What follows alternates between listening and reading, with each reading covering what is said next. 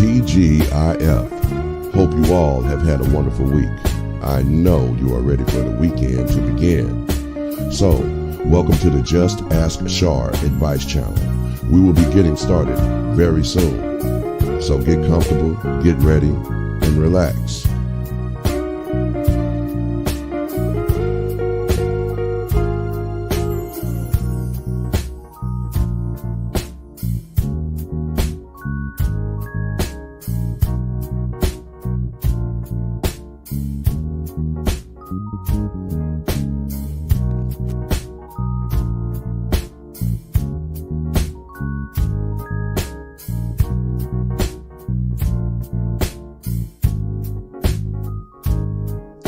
We sincerely thank you all for your support.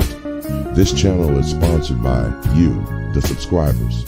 When you want to hear another perspective for yourself or a friend, then just send an email for advice to justasksHar@gmail.com.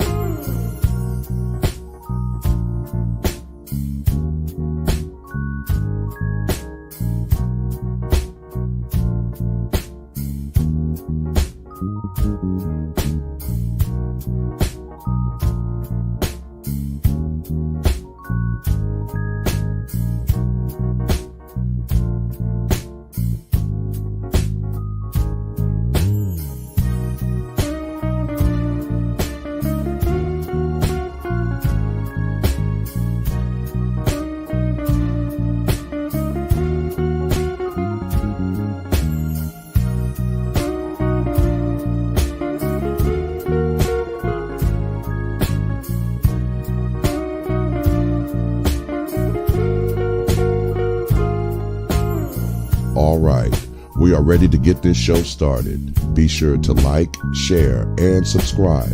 Tell a friend. There will always be a perspective or some advice that someone can benefit from and use. Now, here's your host of the show, Shar Willie.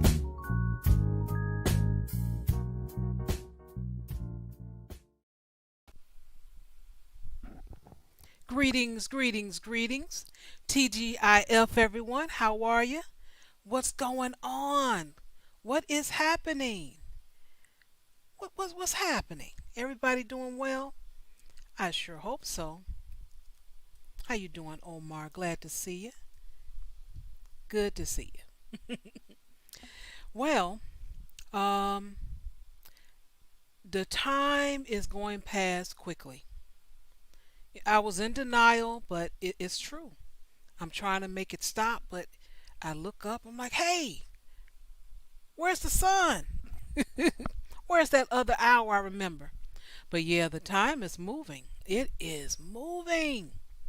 Getting darker earlier, the kids going back to school, I tell you. I'm like, man. But nothing you could do about it. Just try to make the best out of your time. Because you cannot, and I repeat, you cannot get it back. Once it's gone, it is gone. A lot of people don't take advantage of time. You should. That's my advice. Let's see. Oh, I had well, I'm still dealing with this, so I'm gonna have to deal with it, and hopefully it'll work out. It's just that I skipped a step, I guess you would say, and skipping that step make me have to double back. And the best way I can describe my whole adventure, when I sum it up in a nutshell, is it's very costly. It is expensive to be poor. That's how I'm going to say it. I can even use the word broke. Yeah, I can use the word broke. It's expensive being broke. Do you understand? It just doesn't work out. I was cutting corners with my pay as you go plan, which was fine, but I had to upgrade. I just had to. I went to the UPS store yesterday and I was doing an exchange. And I brought up my email. At least I tried to bring up my email in the store. And the guy that works there knew immediately that we had to step outside. So I'm sure I'm not the only customer. He knows how it goes. He's like, oh, you got you a discount plan, don't you, girl? Let's step outside so your email can move a little faster. The code had just disappeared. It mysteriously disappeared. And I'm standing in the store like, wait a minute, where's the rest of the email? So we stepped outside. I refreshed it and it moved faster and came right on up. I said, this is ridiculous. So I take myself today to do a little shopping for a plan. Still on a discount now. Hey, I'm sorry, I'm not paying no $100 no month. I just do not do that much talking. I just don't. I do more texting, emailing, stuff like that. But a phone bill, $80 and then $20 worth of taxes. Did you know that in Chicago they jack you up when it comes down to taxes? Oh yeah. You get you one of them post pay plans and see what happens. You walk out of there thinking you're gonna pay. Let's say they give you a $60 plan, which is fair. That's a fair price. You think you're gonna walk out there and you get your bill for $60? Oh no. You're gonna open that bill the next month, $78.75. You're like, what where all this come from? And I actually had a talk with someone in the AT&T store, and I know she laughed. I didn't care. I just didn't care. I couldn't do it. I told her, I'm sorry. If I get the phone and if I do monthly installments, just because you offer me a good deal, I got to pay taxes on the phone every month. What sense does that make? I got to pay all the taxes on the phone when I walk in, and then I got to pay the taxes every month on the monthly installment. And then they tried to do it for 36 months. I said, I'm not trying to buy a used car. I just want a telephone. That's it, a cell phone. What the world is going on? I don't see how you guys do it. I just don't. I know some people just write that check or whatever they do for that $75 or $80 a month. I'm sorry. I don't see the value in that when I'm not talking on the phone that much. You know, text is the thing now. You ready? What time you coming? I'm downstairs. Come upstairs. I'm going to be outside. Give me 15 minutes.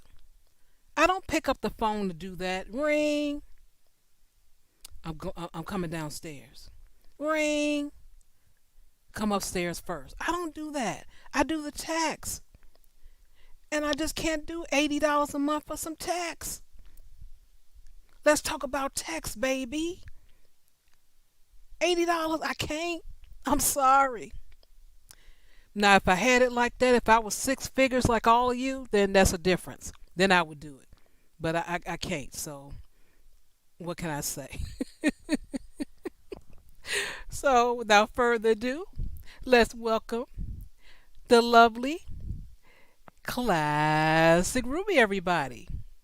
Thank you, guys. Come on, you don't have to stand and applaud for me. You know I can't see you, but I love you guys for doing it. It's always a pleasure. How you doing this evening, Shar? How you doing? I am good. I have a non-working phone, and I'll Okay, give the details of that tomorrow once it gets solved. It'll be that's an fair. interesting story. Yes, it will be. Oh, girl, I love any version of Shar's Office Tales. Okay, y'all, if you weren't around like 5 years ago, you wouldn't know. Okay, Shar tells these stories amazingly. If you have not heard them, you've been missing out. Show up. Now, I'm going to say something about the phone thing though, because a lot of people don't know and realize that there really is a difference between all the companies, other than just like Hmm. obvious differences. We know some companies work better in certain circumstances, or they have a different selection as far as phones. Um, but some companies are geared towards business users, some are geared towards, personal, some are geared towards kids. And as crazy as this sounds, for the young population and the older population right now, they're basically almost in the same place. Because the older populations have never really had cell phones to be up on them 24/7. Because even back, we'll say like 20 years ago or whatever, they'll just use the home phone, right? The cell phone's in case of emergencies, the cell phone's when they're out in case of something. They don't use it the way, say, teenagers do. And now teenagers don't call people.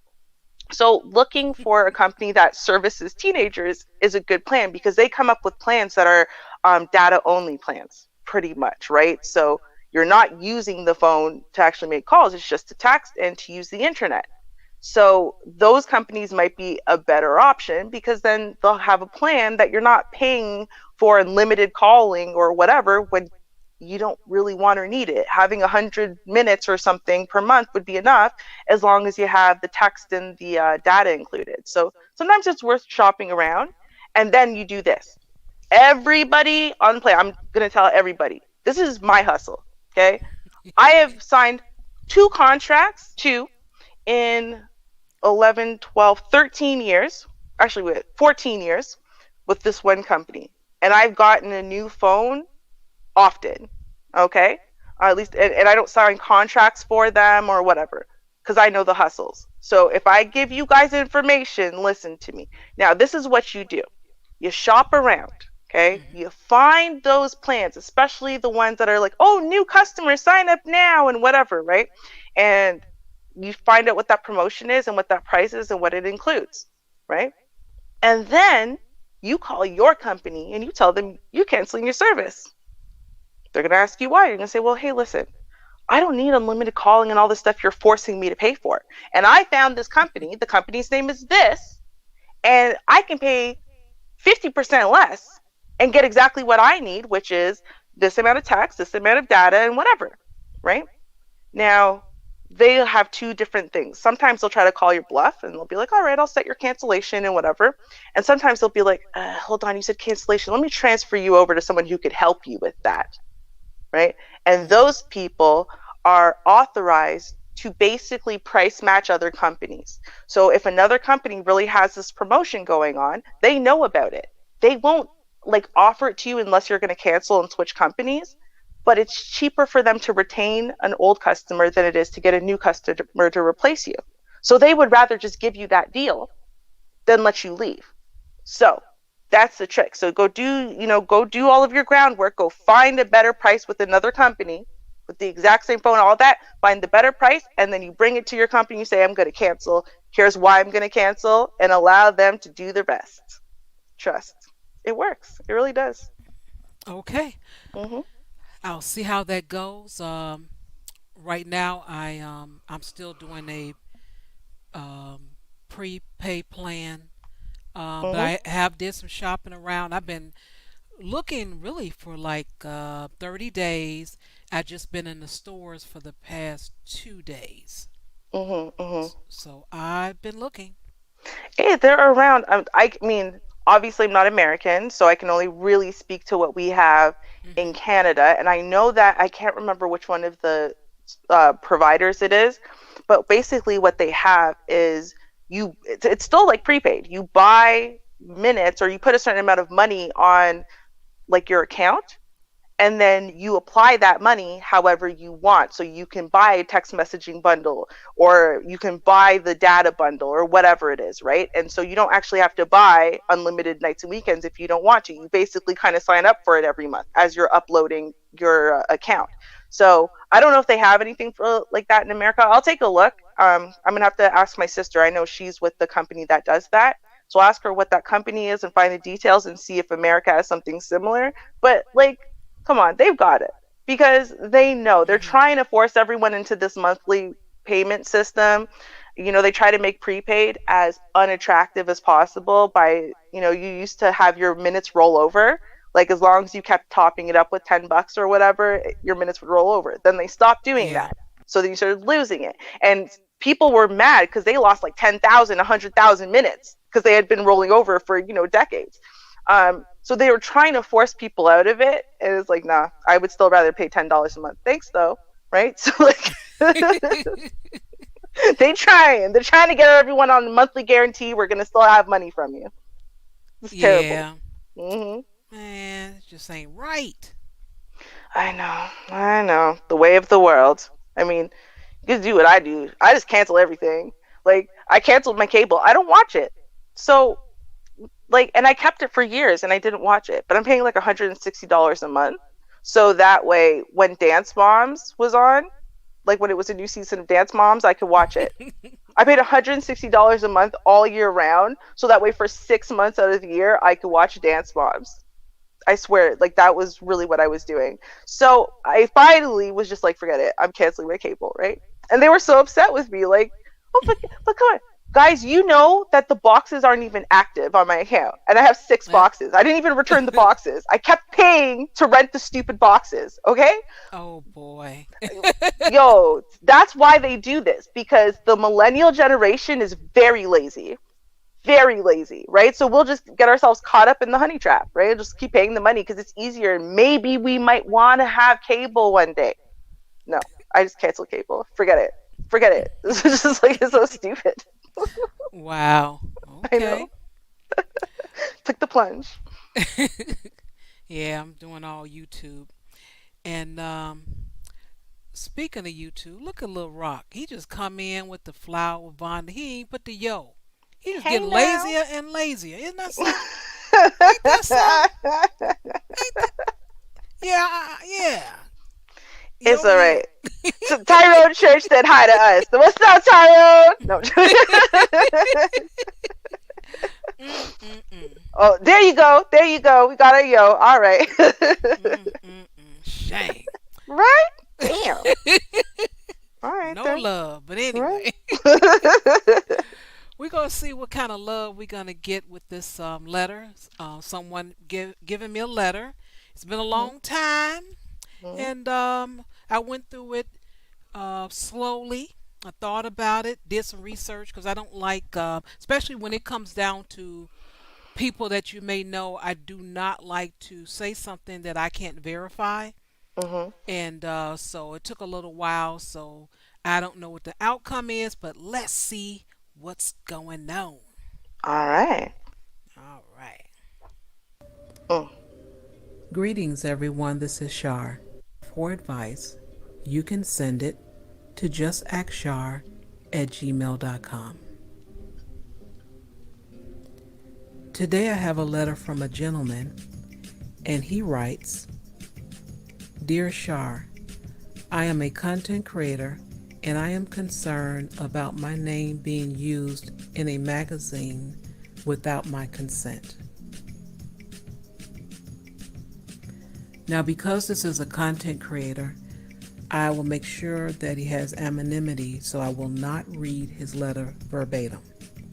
I would use the highlighted points in the letter of his concerns, and I will only speak on those things. And thank you for your letter. Okay. In the letter, you mentioned that there was a live stream that you watched, and this is where you first gained knowledge of said magazine, as well as your name in the magazine. In the live stream, you mentioned that the owner stated that he had been a supporter and had been around for several years. I have been in the space since 2015, and I have not seen either name that he uses. I have not seen the avatar. I have not seen the name Father Time or Dr. Spencer Holman. You're not the only one that has never seen his name before. And I used to mod a minimum of 15 channels, I've never seen a comment in the comments section or in a live stream under either name. So I've not seen them either. You mentioned that the owner stated in the live stream that this move was to help you, i.e. black men, in this space, the manosphere. It was a way of giving back. Now, when I read that, I chuckled to myself because that reminds me of a scene in the movie What's Love Got to Do with It? They call it not Boy City Limit. Hey, look here, what the fuck was that? What the problem is? What, you done forgot the words? Of course I can remember the words, Ike. I wrote it. Yeah, you wrote the motherfucking song and now you can't even remember the goddamn words? I mean, what the fuck you doing? Yeah, all right now, look, ain't nobody gonna buy this motherfucker unless you sing this motherfucker the way I know you can sing it, Ann. I'm trying to help, Ike, all right? Trying to help Ike. You trying to help Ike? I ain't the motherfucker that need help. You the one that needs some help. As you see clearly, Tina has written a song, so she written it and she has the melody of what she wants it to be. It's her song. However, in the clip, Ike says she's the one that needs help, not him. You also mentioned in the letter that the owner offers a sponsorship and it's a product that focuses on male sexual enhancement. Now, I don't know about you really personally, but I don't find you being the face of that type of product. But I do picture Bob. This is Bob. Bob is doing well. Very well indeed. That's because not long ago, with just a quick phone call, Bob realized that he could have something better in his life. And what did he get? Why, a big boost of confidence, a little more self-esteem, and a very happy missus at home. This is Bob. Bob is looking cool. And with a call to insight about natural male enhancement, Bob is living large. In a few short weeks, Bob has a big new spring of confidence. A generous swelling of pride. And the one thing every man deserves, a little well-earned respect from the neighborhood. I used to love those commercials. I even wanted to buy the t-shirt, but they had caught them for fraud for the product, so I never got a chance, but I did want that t-shirt. Is that something that you endorse? Are you okay with that? That's something that you may want to consider. You also mentioned that the owner stated that the magazine is free, but Amazon requires him to charge 99 cents. And my question is, so if it's free, but it's a charge of 99 cents and your name is in it, do you get a copy at no charge? Were you even offered a copy of the magazine? Now, going back to you gaining knowledge of this in a live stream, I would say the answer to that is no. Because you just found out this information in a live stream, I'm just wondering, what if you weren't able to watch the live stream? What if you had to work that day or do something with your family or anything? You were sick or decided to watch Netflix. How would you have gotten the information that you were able to watch, because the original live stream was taken down and you would have had to rely on other content creators to discuss it, because it was talked about in different live streams, but that's where you would have gained knowledge. So how is that respectful and how is that helping you? Let's go back to helping you. Yeah, how is that helping you?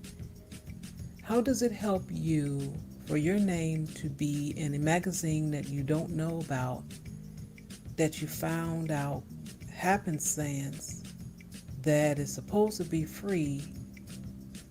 However, it has to be a charge, and you weren't even given a copy because you didn't even know about it because you weren't contacted. So it's a lot of confusion here for me, and I don't like confusion, so the answer for me would just be really clear. But as far as what you're asking for my advice, these are just things that I want you to consider when you make your decision of whatever that would be. How do you know what's in the magazine? And more so, do you agree with it? And what if you did not agree with it? Is that something that you want your name attached to? Would you know beforehand? Because starting off, if you didn't know, if you weren't told before, what are the chances of you being contacted to know or getting an advance copy to know if that's something that serves a good purpose for you with your name being used? There was no. All right, that's halfway in. Did you have anything you want to start off with? Um, Yes, I do. Yeah. Listen, and I think you brought up the point well enough, and I think that okay. Here's the thing: when someone wants to help you, right, that normally involves talking to you, right? Because, like, think about it this way, right? Because people are trying to compare this to, for example, Expose the Manosphere, who actually does reach out to some of these content creators and asks them if they want to comment on the story he's going to do. Most of them say no. But with that being said, he's not really out to try to help people. He is critiquing what has been put out there, right? He is mhm. critiquing it. So he's saying, hey, listen, you've done it. I want to critique it, right? And they are trying to compare what Father's Time is doing to what Expose the Manosphere is done. Well, come on, at least this way, this is he's trying to help you.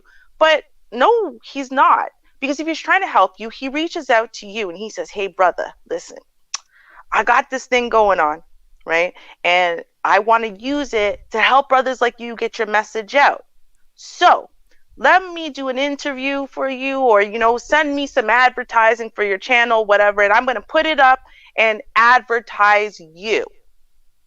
But that's not what he's doing, right? So, more so, what it seemed very much like to me, at least, right, is what he wanted was something to authenticate the legitimacy of his magazine. That is to say, he is nobody, no matter how many lies he tells about how long he's been around. The only place he's been is one place, and that was only like a year ago. So no one knows him. He has no pull. He has no clout. He has no identity in this space or in these topics. So what he wanted was for a bunch of people who do have those things, their names specifically, to give him legitimacy. And how do you do that? Well, you So, just steal their name, so you right? never heard of him either? Ever, ever. And like, listen, I've got a pretty good memory for this, but not half as good as Char's. But what I do have is a wealth of screenshots and downloaded videos from 5 years ago until present day. Actually, some of them are even before 5 years ago. Because you watch like things that were done 7, 8 years ago to try to catch up on storylines and stuff. And no, I've never seen his name. I've never seen an avatar that looks remotely like him. I've never seen any of even like his catchphrases and stuff that he has littered all over his various websites, right? Mm. Never seen any of it at all. So, no, pretty sure he didn't exist. If he did, he was hiding in the clouds. That doesn't give you legitimacy for you to speak, period. But anyway, so now you want to take these people's names and put it into the magazine as though this is really their magazine, right? Like they have co-founded this with you. That's what you're trying to make it seem like to the average person. So, well, so and so says this. So and so's co-signing this. Well, I should get this then. I should sign up for this. That's what it was. And Mm. for that man to sit there and have the unmitigated gall, unmitigated gall to say, well, it would have taken too long to have to talk to all the people on the list. That would have taken 6 months. No one has time for that, which is why I just plugged your name in. That tells you he wasn't trying to help none of y'all. He didn't even want to take the time to reach out to you, which honestly would not have taken no 6 months. It would have taken you, what, 2 weeks maximum to get everyone's email addresses, shoot them all the same form letter saying the same damn thing, and you could have talked to, what, 20, 30 people in another week. So, no, you didn't want to talk to anybody. You didn't want to try to sell this to anybody. And you definitely didn't want to help anybody. This is not about them or helping them. So the fact that the brother who wrote in had misgivings, like, kudos to you. You should, because this is something that they like to do to Black people. I'm sorry, but I've been seeing this since the dawn of time. We all have. They Mm-hmm. think that just recently, they allowed Black athletes, well, okay, fine, all college athletes, but let's be real, Black athletes to own their own names in college. Before that, they weren't allowed to profit from their own names, but Mm-hmm. Right. the Yeah. college could own their name and profit from their name, even though the individual could not. They've been doing this to us. And his brother's just doing the same thing. I don't even know if I want to call him a brother. Same thing, like Suge Knight tactics, right? It's ridiculous. It's ridiculous. Yeah, I was taken aback when the young man said that he learned about this. This is where he gained knowledge in a live stream. And I'm just thinking, well, what if he wasn't there to, do the live stream? Because not everyone, well, those that actually work, they don't have six figures Mm-hmm. and have a family and actually have a woman, that they have to say, hello, dear. Would you like me to go to grocery shopping so I can get some food so you can cook? Mm-hmm. Let's go out, So people have lives. And that's what I'm wondering. I'm like, well, what if he didn't see it? So I'm like, well, that's Right. disrespectful. I'm like, it was no common courtesy. I put it that way. So I'm gonna play a little bit more. Well, Mm-hmm. I'll play the rest of it, and then we can always backtrack and pull some things out and have a more in-depth discussion. All right. Okay. No communication in the beginning, so that's blatant disrespect. So how can you trust anything past day one of your first encounter with this person? It just leaves a lot of questions that need to be answered so far with reading what you've written. I have a live stream every Friday, and depends on what the letter is or the topic, I will share, a personal story about, an event. And this is one I mentioned I think not too long ago. And you may not have heard it, so I'll share it with you now. There was a job that I was working, and it was in the mid 90s, I believe. And this company I worked for, they volunteered my information to a charity. And it left a really bad taste in my mouth. And let me explain that. I'm sitting at my desk, and the manager walks up and hands me a card. And on this card has my name, has my social security number, and it had the minimum amount to donate checked off. So I looked at it and I'm like, I don't know this charity, and why do they decide for me if I want to give to this charity just because I work for this company? So I torn the card up, since especially since it had my social security number on it, and I threw it in the garbage. So the manager approached me, I think the end of the week or the following week, and asked where was my card because it was missing. So I told her, I said, well, I'm not interested in donating to that charity. So I tore the card up and threw it in the garbage. And she says, oh, no, no, no. You have to give it back. I said, well, I've thrown it in the garbage. So she gave me a blank card. I had to write my name, social security number, and write that I was not interested in donating to that charity. Now, I had to do that. However, I felt some kind of way, and I let the manager know. Why do I have to do this? Why am I being volunteered to donate to a charity I do not know of? And I'm the one that have to opt out of it. Why do I have to do that? And because of that experience, I'm not even going to consider that charity. Now, it could have just been the company. The company could have done that on its own. But because it was attached to the charity, every time I see the name of that charity, I just go the opposite direction. I'm like, I am not contributing just because of that bad experience. And that was my first experience. So unfortunately, sometimes things can carry on, and you have that feeling. And I have that feeling about this charity every time I see it. But on that note, that charity is nowhere within 50 miles of the Black community. You also mentioned in a letter that the owner said the magazine will be in a church. I'm not quite sure if your content would be something that anyone in a church would like to listen to. And that's no disrespect to your content, but let's be honest, some of the things that's discussed is not something that is taught in a church or even the church discuss on any given Sunday. So that's different. You also mentioned that you had concerns about women being involved with the writing and editing.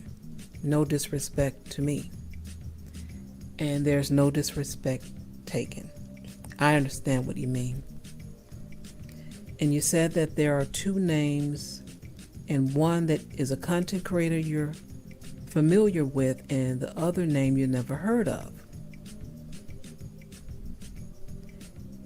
And when this was mentioned to the owner, he stated that he had the final word, and he only had the two women there for another set of eyes. You may want to question that because the content creator, Ramil, only have 5 characters in his name, and that was misspelled. So that's just some food for thought. And lastly, you mentioned that the owner said he had no regret on how he did it because it would have taken 6 months or longer to go around and get every content creator's consent. With that being said, he's telling you you actually did not have any choice.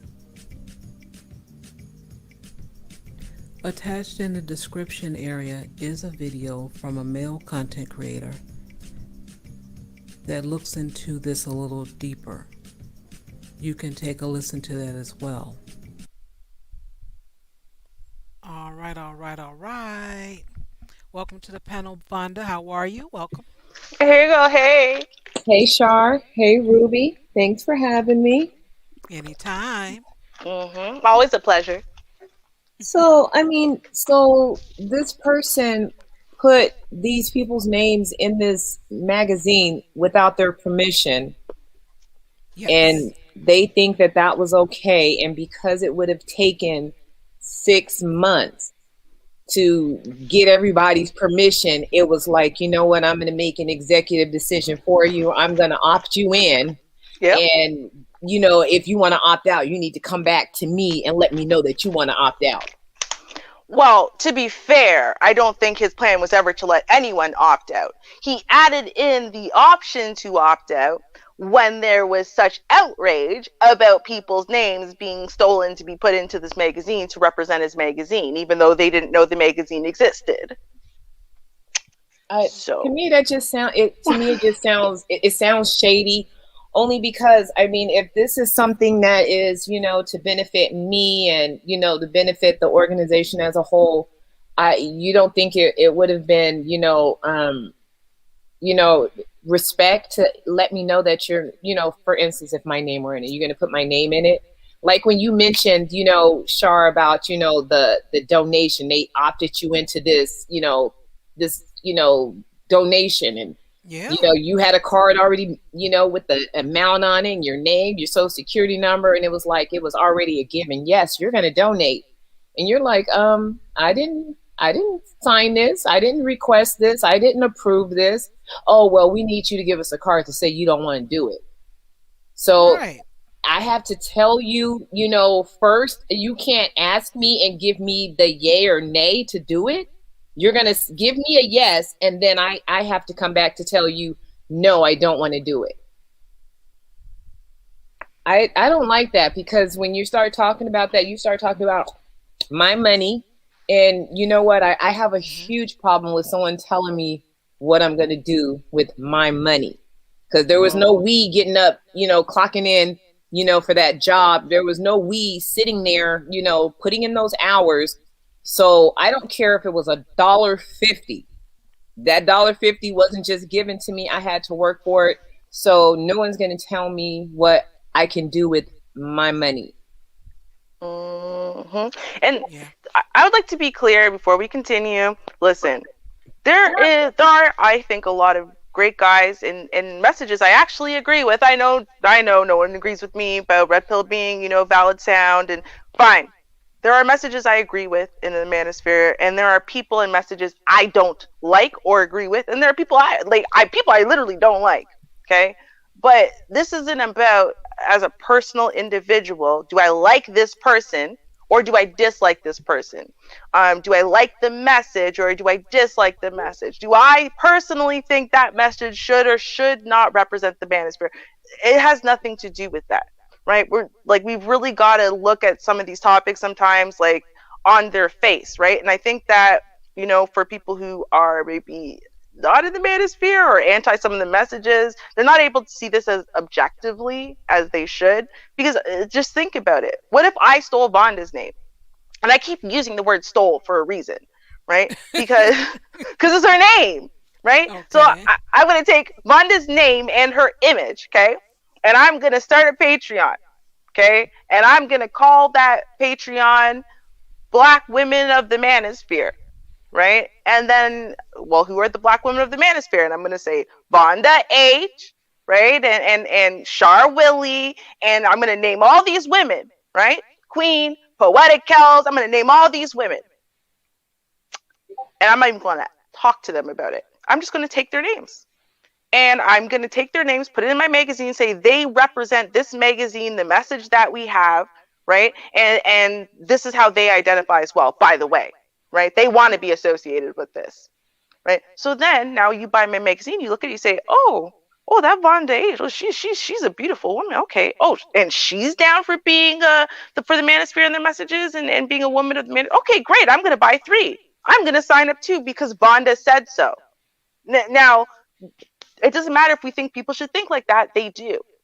And then Vonda finds out that her name and likeness is in my magazine on my Patreon. Right? Because someone did a live stream about it. I didn't do a live stream about it and invite people, mind you. Someone else did a live stream and then called me out on it. Right, right. That's theft. Like, But you were trying to help Vonda though. right. Like how? Think about that, right? Especially now, right? Because a lot of people are getting it lost in the sauce. Well, these guys are manosphere and da da da.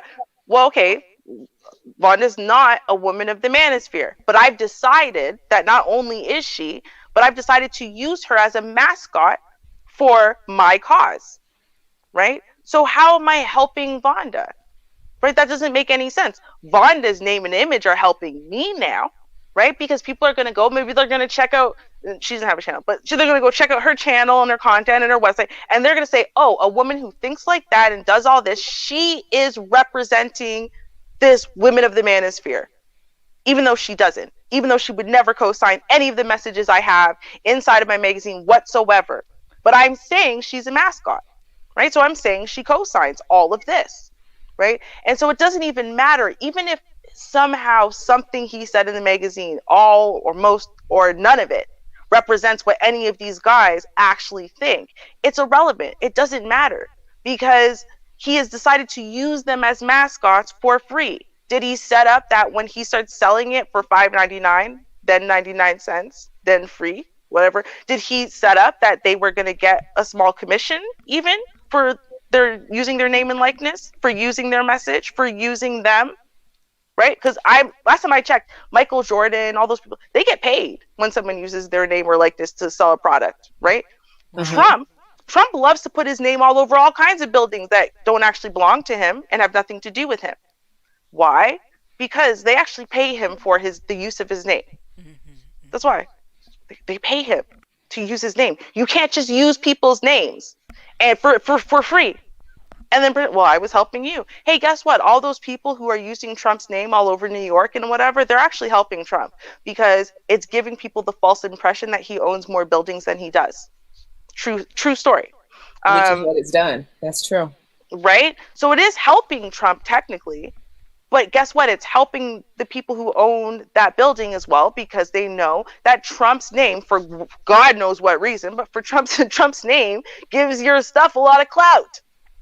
So your building is going to bring in more profitable renters. You're going to be able to charge more per month and so on and so forth because Trump's name is attached to the building. So it actually does help both people, but it only helps both people if Trump is getting paid in actual dollars, right? But even though he has the added social clout because his name's on the building, you see it more often, make all these assumptions, but they actually physically pay him money. That's the way business works. You can't just use someone's name and likeness to advertise your stuff for free. And that's really, in essence, what he's doing. And they can say all they want. Oh, well, how would anyone know that your name's in the magazine? Because the only way that you were selling this magazine was going to be through word of mouth. And so through people reviewing it. For people looking at that and saying, oh, well, brother so-and-so, he's in this magazine. So since I'm pro brother so-and-so, I guess I should get it. That's the only way you were going to sell this magazine. How else were you advertising it? Who were you advertising it to? You said it was for the Brothers of the Manosphere, right? If you didn't have any, there were no names named in it, and you're calling this a Manosphere, publication, but no one that's in the Manosphere is associated with it. So there had to be some credibility.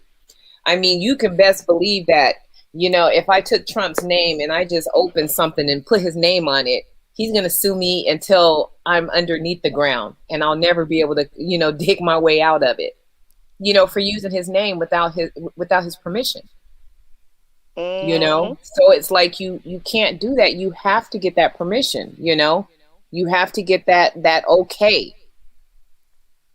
What I was, well, a lot of it kind of upset me, and I tried to make sure I didn't put too much emotion in the video when I was, discussing some of the things, because it was like the stuff that the guy mentioned.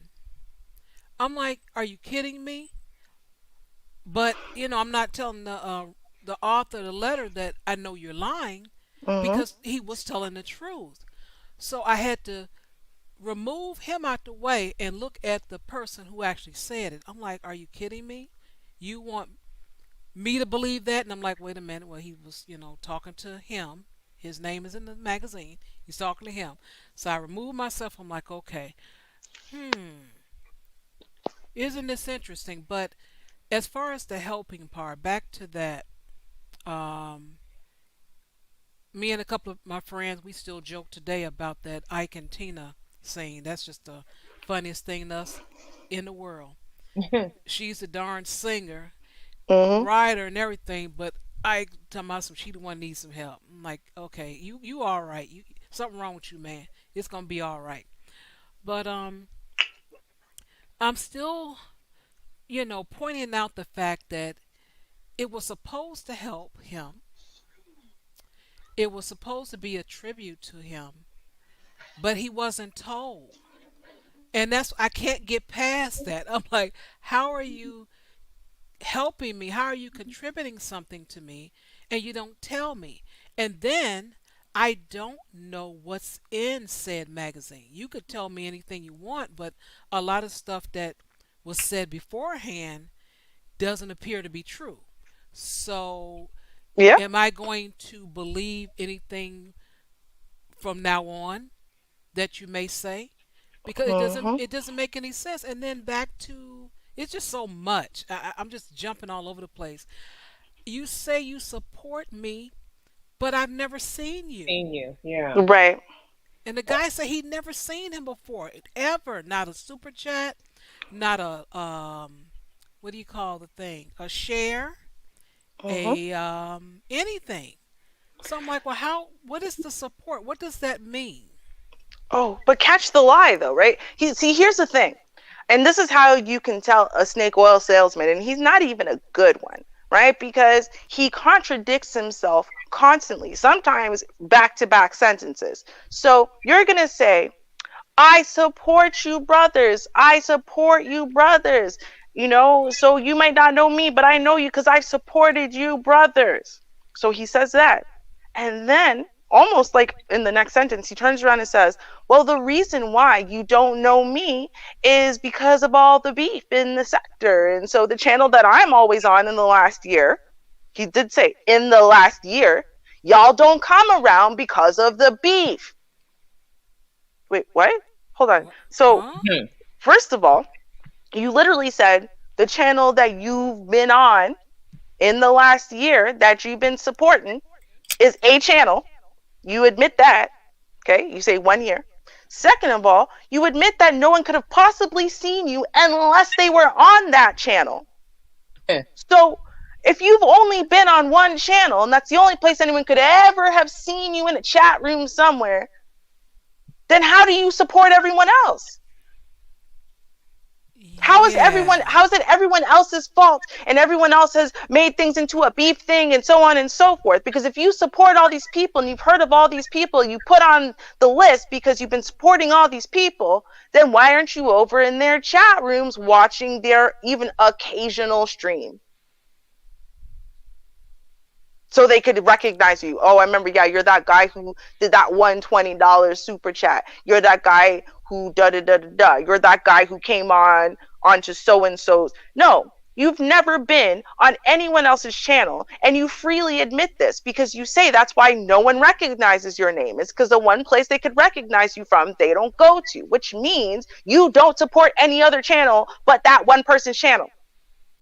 The research I've done, he said that he liked to be in the background. Uh huh.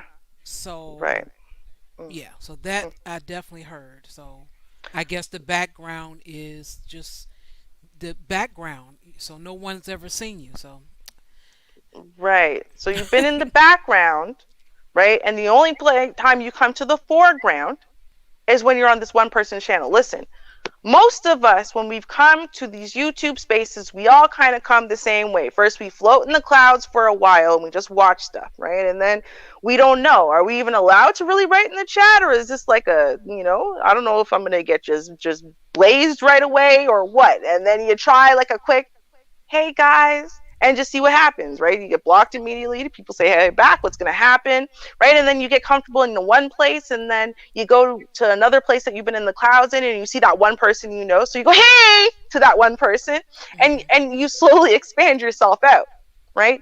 So, and I mean, that's like a natural course of action for most people. So if you've been around even for a year and you were supporting many channels over the course of that year, well, you would have done something similar where the people, because no matter how much beef there is, you're always going to have crossover of viewers. Okay, that's just how it is. And so you would have had the opportunity to say hi to at least 1, 2 people you know from one of the other channels if you had ever been there, except you had never been there for you to say hi to anyone. And then also the fact of the matter is that a lot of the content creators, their name is their brand. Their name is part of their branding. Yeah. So if you're going to be putting my name on something, I need to know what that is so that I can give clearance for it, because maybe I don't want to be associated with it. What type of magazine is this? I know you're telling me one thing, but let me see like a copy of it or something. Let me review it so that I can give you the okay to put my name on this, because maybe I don't want to put my name on that. Because once your name is, your branding is very important, and it can change. Yep, absolutely. And I mentioned that too to the author of the letter. I'm like, did you get a copy? I said, even though I knew the answer because he said it earlier in the letter, that he found out through a live stream. So of course he never got an advance copy, but I just gave them that to think about.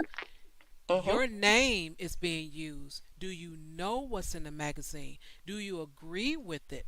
If you didn't agree with it, then you have to have your name removed. But will it be too late because you're not getting anything in advance? But the one thing I did know was the penis pills that are pushed in that's a brand that the guy have.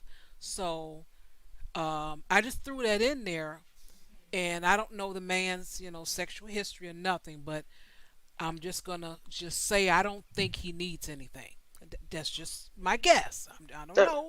I'm just guessing he don't need anything. So with that being said, do you want to be associated with some penis pills? Yeah, that's what I was going to say. It's like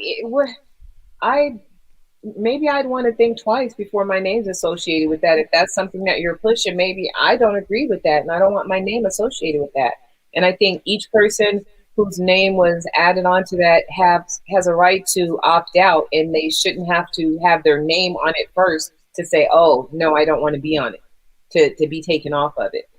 The proper thing would have been to, get the okay before the publication was printed out.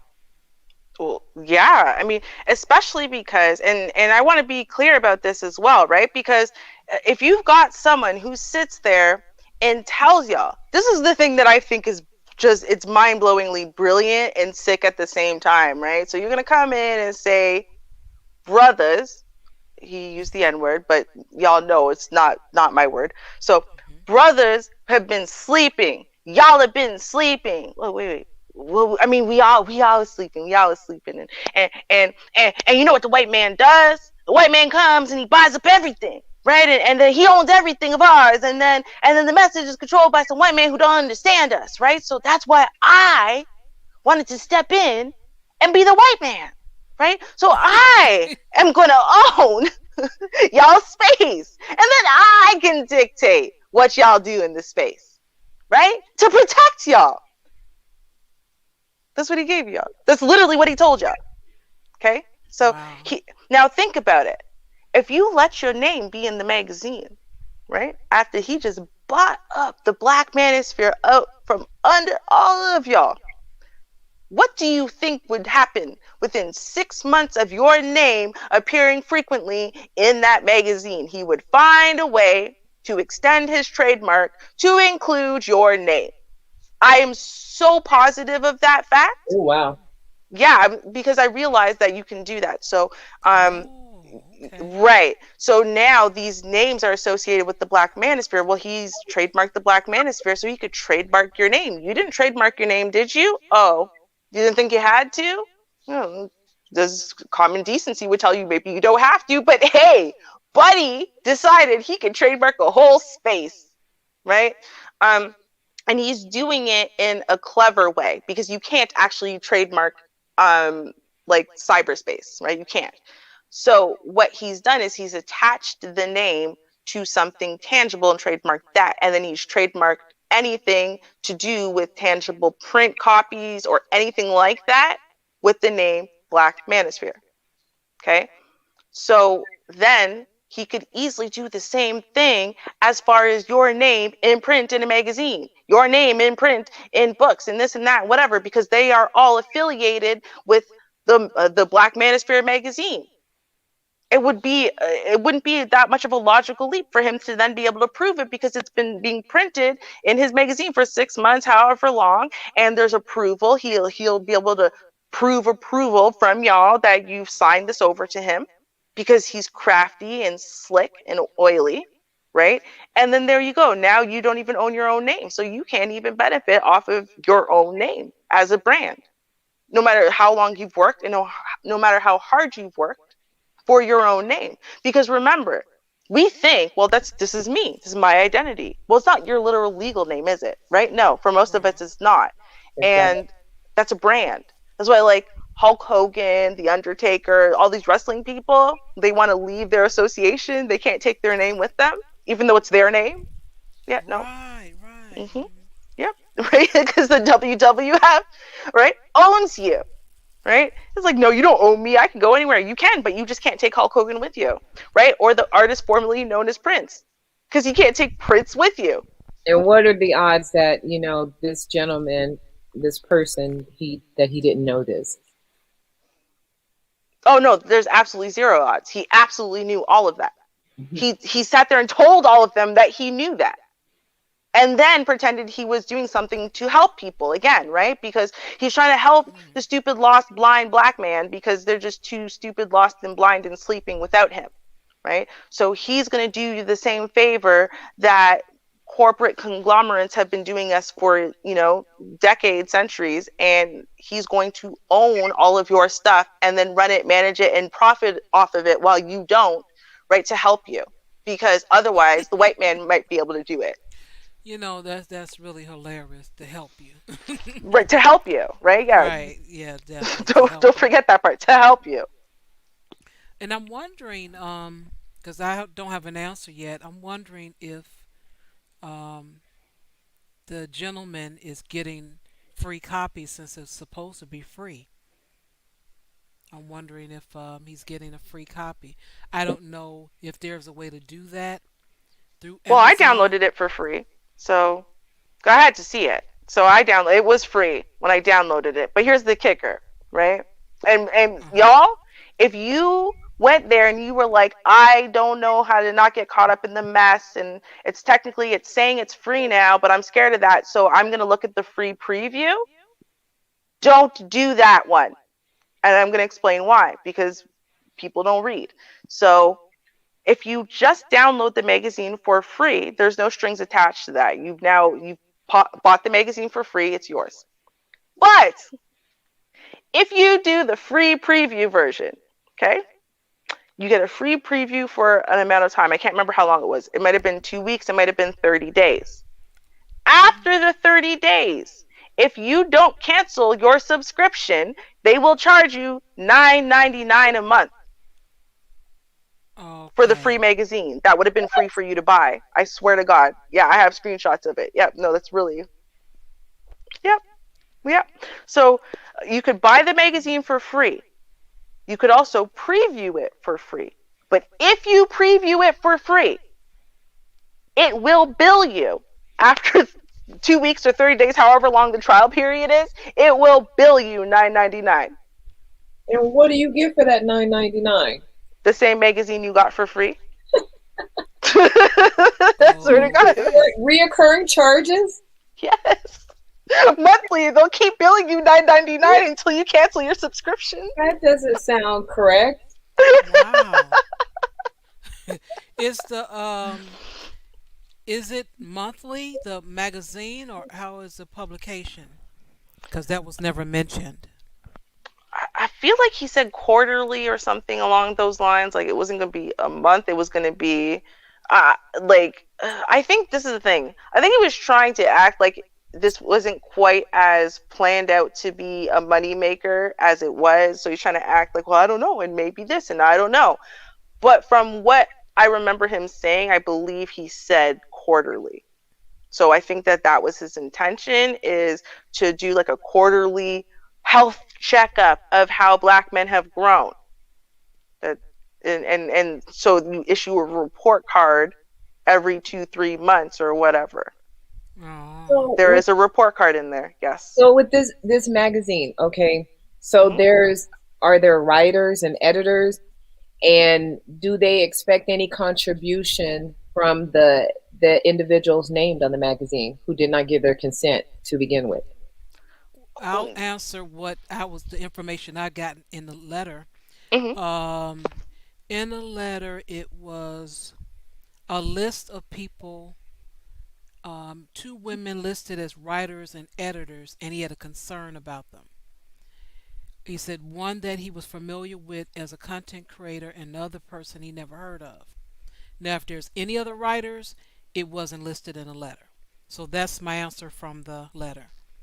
And you can go ahead, Ruby. Okay. So from what I've seen, it's this. It seems to me like he wrote the entire thing, and then the editors very poorly edited it because, again, a 5-letter name like Ramil is not super hard to double check. Especially for the editor slash editors that are already in the manosphere, so they know the name. But fine, whatever.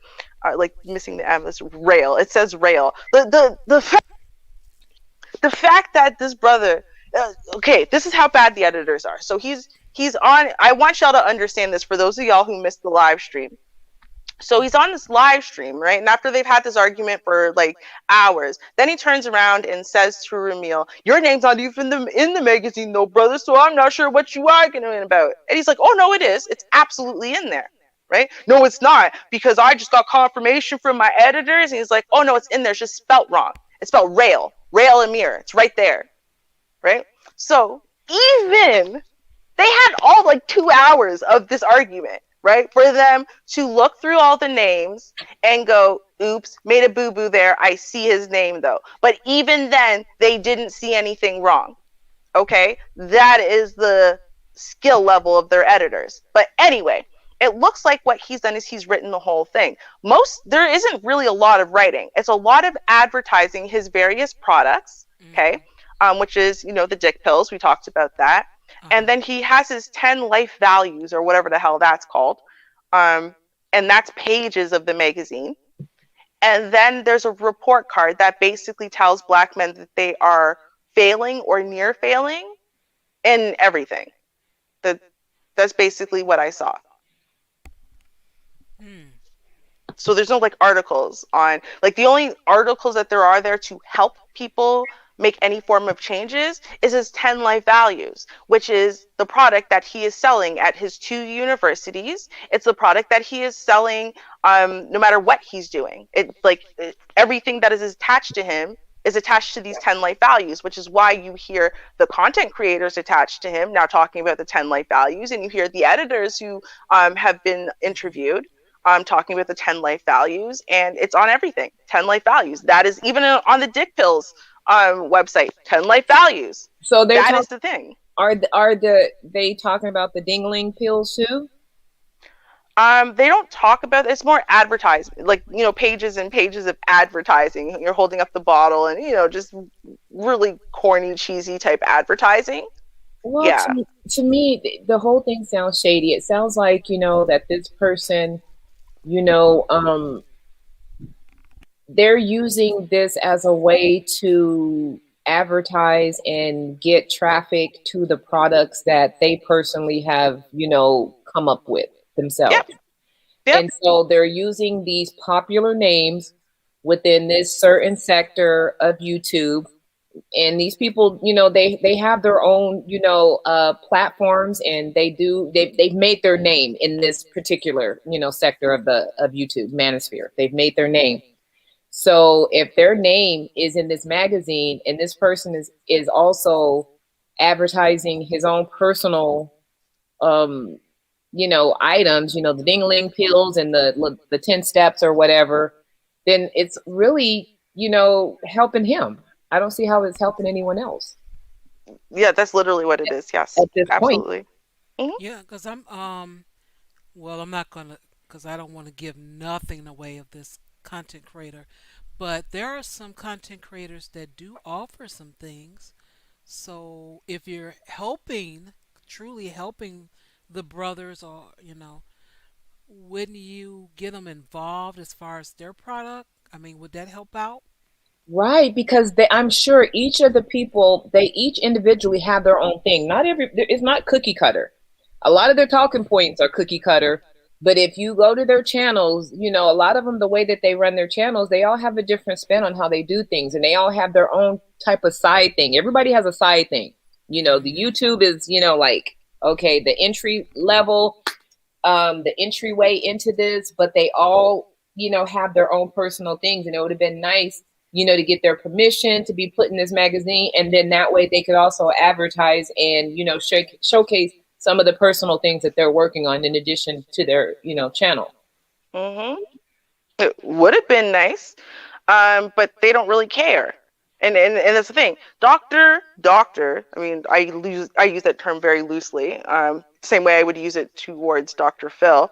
But Dr. Holman, right, aka Father's Time, is really about himself, and he's a very good hustler. And I don't care who hears me say that. Y'all know I don't speak about people. I don't. So if I am sitting here right now on this panel saying that, understand, please believe and understand that I have done a lot of research into this man specifically for me to very confidently say he does not care about the Black manosphere. He does not care about Black people. He does not care about the growth and wellness of this space or any space. He doesn't care. He cares about him. And he's trying to sell anything. Honestly, anything. I'm going to be real. He's going to sell anything, and he doesn't care when one thing doesn't work. On to the next thing. When one hustle is run up, on to the next thing. He's just banging it out, from what I can see. Hustle after hustle after hustle. I'm going to read what this ad says. Okay, so the Okay. very first page in the magazine after you open it. Okay, so it says the mayor. Okay, Mayor Williams says, I support. I don't know who Mayor Williams is. Maybe you guys would recognize him. He's a Black mayor. Um, I support improving the overall health of Black men with this all-natural male dietary solution. I take A game every 3 days. It's a powerful blend of 21 herbs that supports my entire body. It increases my vitality, energy, strength, and libido, as well as improves my blood flow. Bring your A game. Blood flow. Yep. Yeah, that's just concentrating on the penis. That's it. Because there's a lot of things that we as Black people we need help on, and I hear it so often with the drugstore that we have in the city of Chicago, Walgreens. I could just really go as far as the state. There are Mhm. so many. It's because at first I used to look like, why is like every 6 blocks or every mile there's a Walgreens? Why is that? And all of the when you go back near the pharmacy, Mhm. it's always busy. I'm like, what is that? So when I started getting older, I started realizing a lot of these people are having problems with diabetes or blood pressure, so they constantly there to get medication. And Mhm. so that's something that we need some help in. If anything, not just and your person can do what they want, but it's definitely just for sexual gratification. That's all the pills are advertised as, penis pills. That's it. You can Yeah. throw in the rest of the stuff, the bells and whistles, but it's all about being able to keep an erection. That's all we Right. typically And pay see, for. for me, it's like if I'm going to endorse a product, for me, I personally have to believe in it. And I would not want to just focus on the dingling pills. I would want to focus on the overall health of the individual because diabetes and blood pressure do play a part in your the health of your penis, shall I say. Mhm. Um, and so Yes. I wouldn't want to just say, hey, who cares whatever else is wrong with you? If your penis is not working right, try these pills and it'll perk up and you'll be able to get, that feeling that you want. I wouldn't feel comfortable doing that. I'd want the person to be healthy. I'd be like, have you seen your doctor? Have you had your blood sugar checked? I mean, is everything okay with the blood pressure? That's me personally. So I wouldn't want my name on something like that saying, I think it's okay to just go ahead and take these pills and you haven't checked anything else off in the box. Anything. Yeah, you got It. to be careful with that because even people that have sinus issues and what's the other thing like allergies and stuff, certain things they'll tell you real quick. Oh, I can't take that. I have high blood pressure. Mhm. So, what's the possibility of taking this? It's always a supplement. This supplement with all these magical things in it, and everything will be fine. You get your erection, and you also get everything else taken care of as well. I just don't find that believable. Right. Now, I'm going to tell y'all a couple things because remember we're asking what's inside of this, right? Uh And huh. what's its purposes. So I'm going to tell you what the magazine says. Now, first I'm going to tell you what it says next to the copyright 2021 at the bottom. This is the page that kind of gives you the it's like the table of contents for lack of a better word. So it's page number 3. Okay? Now, again, you want to know what he's doing with people's names. Okay, so after he writes about how, you can't reproduce this, blah, blah, blah, and he gives the address to Black Star University, which is actually um, a postal office in A Murrieta, university? California. Yeah, Black Star University is the address to Black Star University because I Googled it. Well, I didn't Google it. I Google Maps it, right? And I went and checked to be sure. And it's a postal office. But yeah, so that's who technically owns or this magazine and the trademark and everything is Black Star University. And who owns that? Spencer Holman. Now, he says, Angry Man, a pioneer in black male YouTube space 2.0, was the first to coin the phrase the Black Manosphere. The Black Manosphere, the 10 life value system, XLV, and A Game are trademarked under Black Star University and created by or the property of Dr. Spencer Holman. The black Oh. male image is proudly, positively portrayed throughout this publication. Photographs are copyrighted by Pexels.com. Okay. Now, I'm going to guess if I look that up, he probably owns that too. But now, so y'all heard that. So now he's mixing the Black Manosphere, the 10 life value systems, XLV, and A Game are trademarked under Black Star University. He's trying to make these three things synonymous. Okay. So now let's read. So first, it lists publisher and editor in chief, Dr. Spencer Holman. Writers and editors. There's 2 of them. They are both female. So for those people who were concerned about the women and the kind of influence women have, well, why are there 2 women writers and editors and there's no male writers or editors? Kind of strange, but that's Dr. Michelle Knights and Kendra Davis. Okay, contributors. I'm not sure how they could have contributed because, like I said, there's not much. The only thing they could have contributed are the different terms because there is a glossary of terms.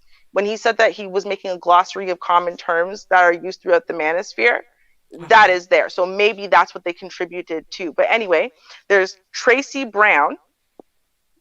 Anyone know who she is? I don't. Okay. The Bishop, The Book of Ronan, Ebo Sosa, Young Manhood Channel, Tanya Shelton, don't know who she is either. Sherry Peel Jackson, I know who she is. That's because I looked her up. Hmm. Now, this is designed by Scoo Publishing. Now, thank you for supporting Black men and the issues we face. The purpose of the Black Manosphere TM magazine annual edition, so I guess that's once a year now, even though I swear if we run the playback, he said quarterly, but fine. Annual edition is to provide a core glossary of frequently used terms in the Black Manosphere online community. It also serves to help Black men understand, address, and overcome systemic issues which have plagued them for decades. This edition features 10 major life issues Black men encounter on a daily basis. 1. Lack of Black male agency. 2. Poor health conditions. 3. High incarceration rates. 4. Chronic homelessness. 5. Chronic joblessness. 6. Chronic fatherlessness. 7. Poor educational support. 8. Negative media portrayal.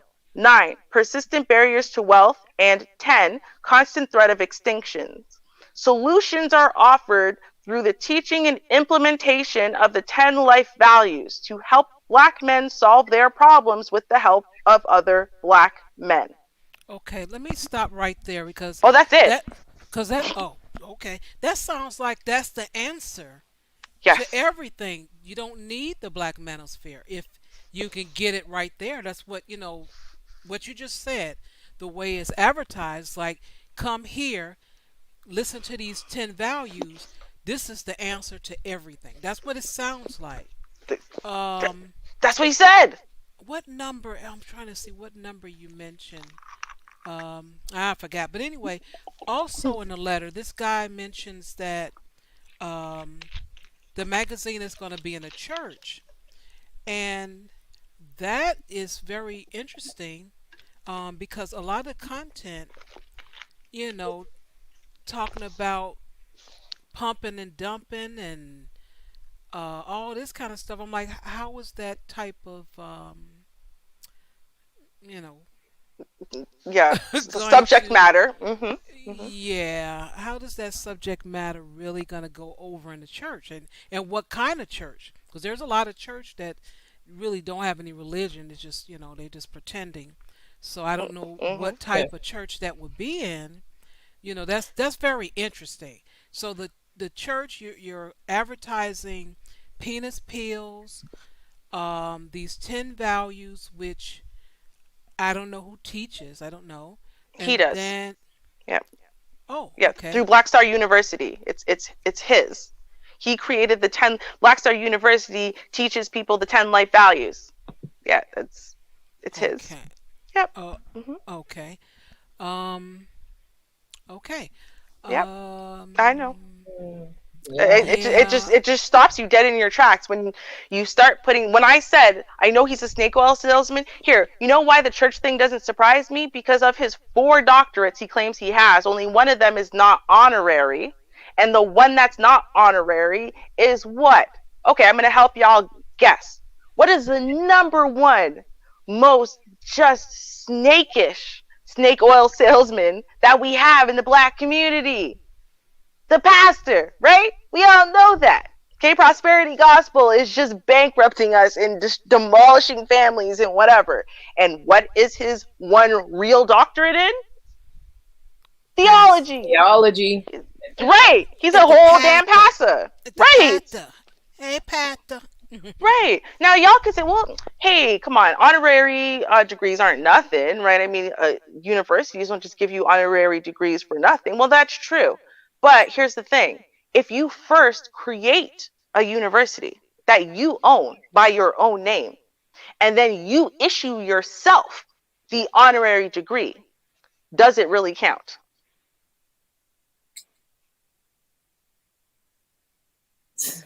I don't think so. I think honorary degrees are not. They're not real. It's just basically honoring you as someone and just saying, hey, we're going to give you this honorary degree. I mean, you haven't written a research paper, you haven't taken an exam, you haven't studied for anything. You have the degree. Boom. Yeah. And here's the thing. If Harvard gave you an honorary degree, though, you'd be like, okay, Harvard is recognizing your excellence in some area, your work in some area, and okay, I can kind of respect that, right? But what is Black Star University? It's a university that is owned by Dr. Spencer Holman.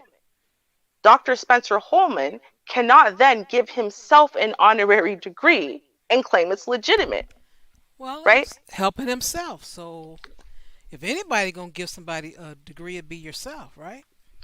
I mean, I guess so, right? But like, if I announce that I am the most beautiful person in the world because I said so, does it make it true, right?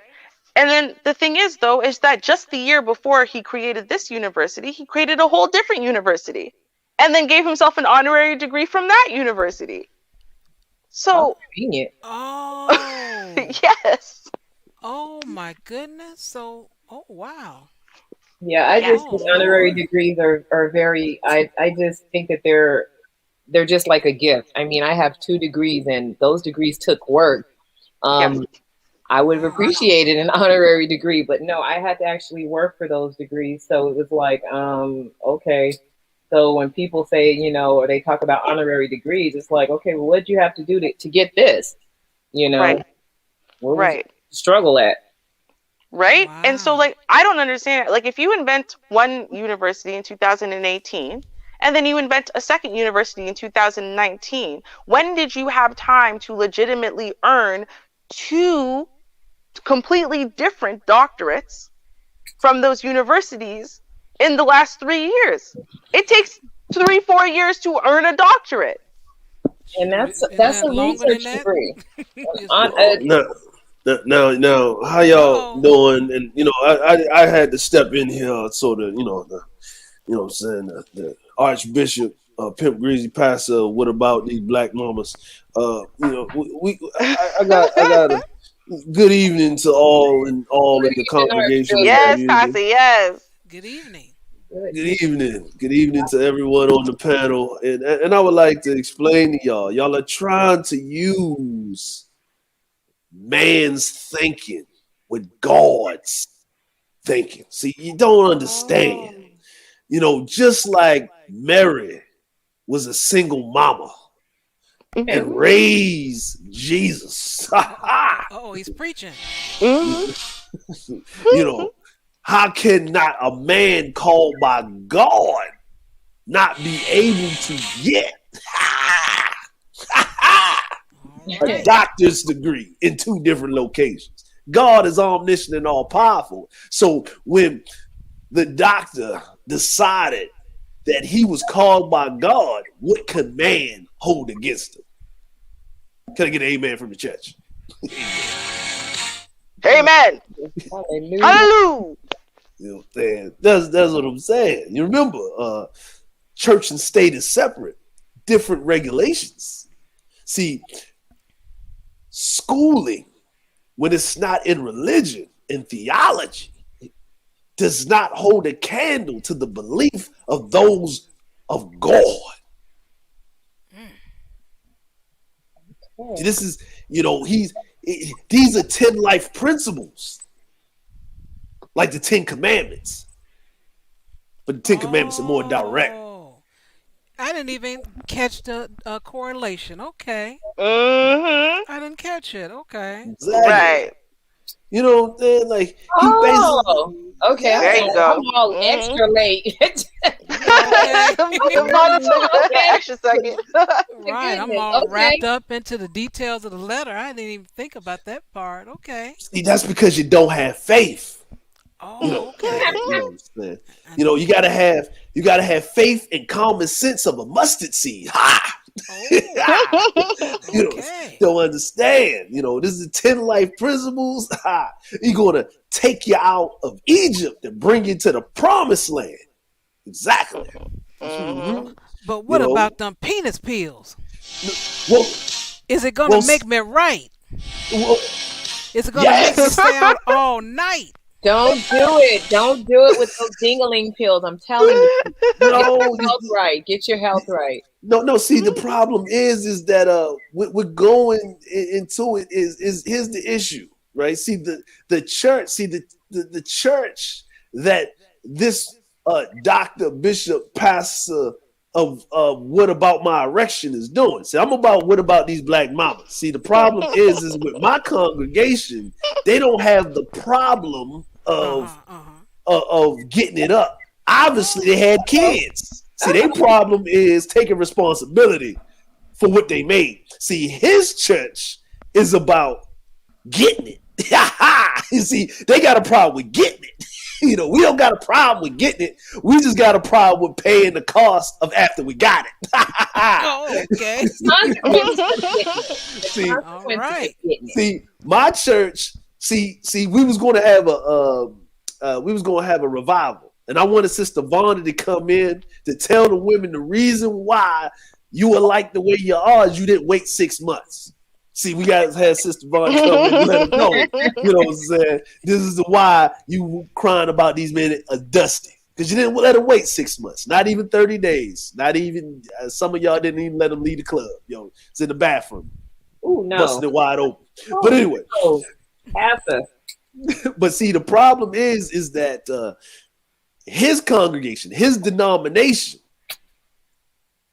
of we just want to smell the draw. See, that's his denomination, right? Like, you know what I mean? So I can just tell you from what I see on the outside that what he was doing over there, see, the penis pills are like prayer oil, right? You pray over it, right? You put it on yourself, but you actually don't use it to cook. Use Crisco, right? See, with them, you get the penis pills, but you never be able to use it because if you use it and the woman's not around, you just hard for no reason. Oh gosh, dangerous. That sounds dangerous. You know what I mean? Because them 10 commandments has nothing to do with you getting any women. And that's why the people going to the church, people want to subscribe to the church. And I looked at it, I was like, okay, well, this church didn't work, and this church didn't work, and this church didn't work. Maybe your doctrine ain't on pimping. If you had the 10 life principles of getting some coochie, oh man, they be throwing you thousands of dollars. Unless you know what I mean, that penis pill come with a 6-pack of coochie, it's not going to do you nothing. That's true. I mean, well, how about some, how to communicate better with people? Because you walking around with a hard ding-a-ling, that's not going to necessarily get you the release you're looking for. No, it's going to get you the release, but it's going to get somebody else a release. I like you and I want you. Oh. That's going to be indecent exposure. You're going to be locked up. Oh, no.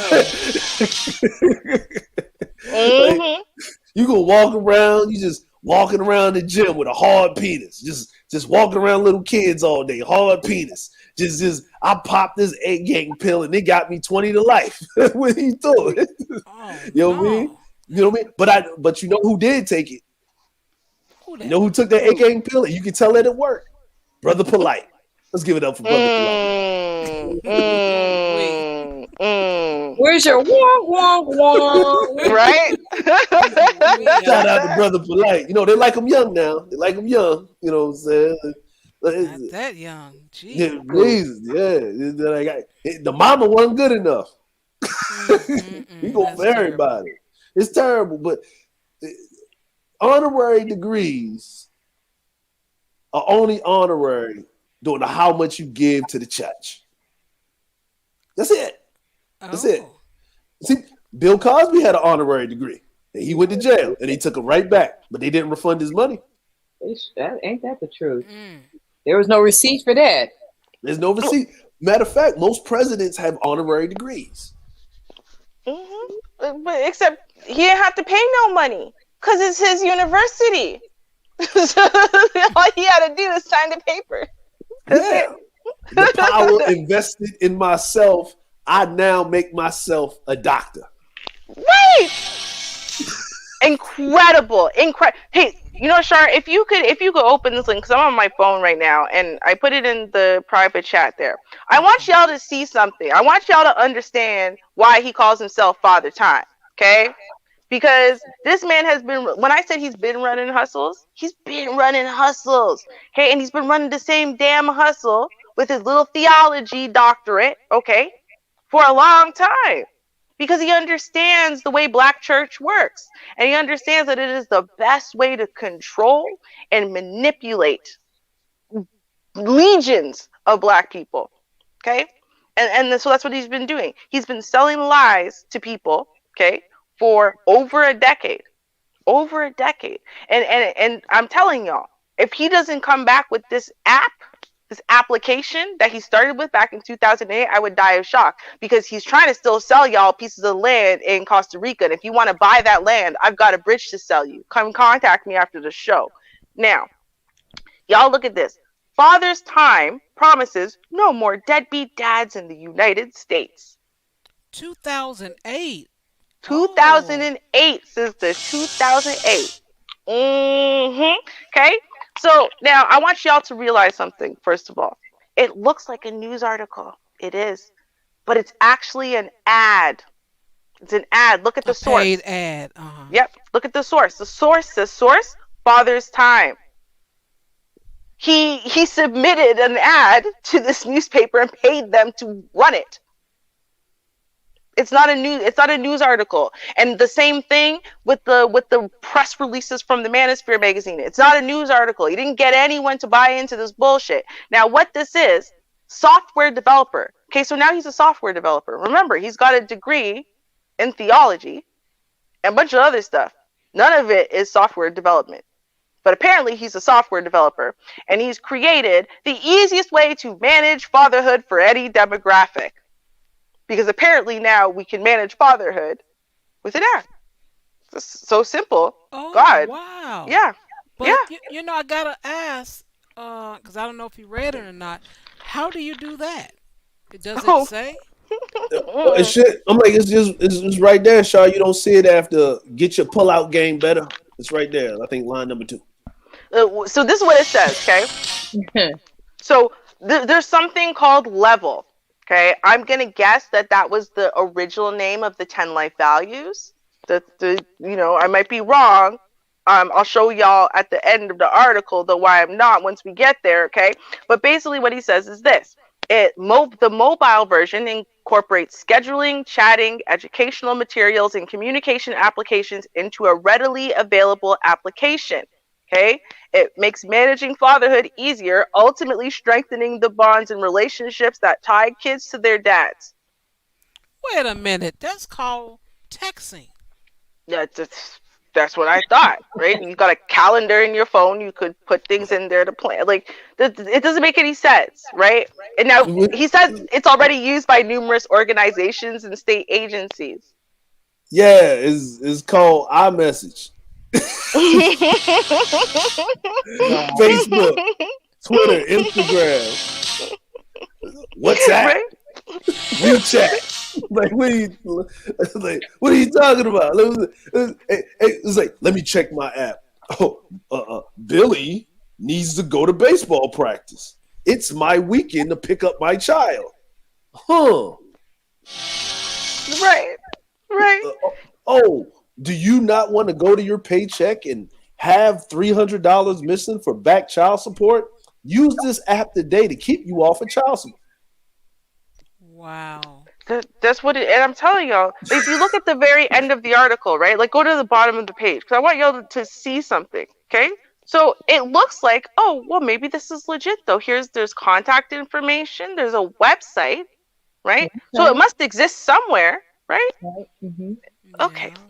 Char, if you clicked on the link, will it show us where it goes to? I just want y'all to see where it goes. Let's click on it. Oh, look, Black Star University! Shocking! Wait a minute. I thought that we were clicking on the link for Father's Time. I thought Father's Time was the thing. No, it's Black Star University now? Oh, is that why Ruby thinks that level was the exact same thing as the 10 life values? Oh, could that be why? Oh, yeah. My goodness. Wow. Yeah. For the record, the university doesn't teach any of the things he gave himself an honorary degree in, right? It teaches you how to master the 10 life values. Like, I swear to God, that's what it says. Wow. Okay, you know what? I it's a university. See, here's the problem, and I'm gonna speak frankly. Mm-hmm. And this is a problem with he doesn't know how to finagle religion correctly. At least we got 66 books to go into.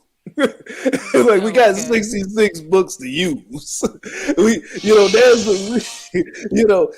it was. This has been centuries building on finagling and getting money. And here's the other thing: if the good doctor's listening, you gotta have women that don't look like that promoting your brand. No one's going to listen. No one is going to listen. If I was to come to your church as a man and I just see that one woman sitting in the front row, that I'm leaving. Praise I'm gone. break. I'm gone. Praise break after that one.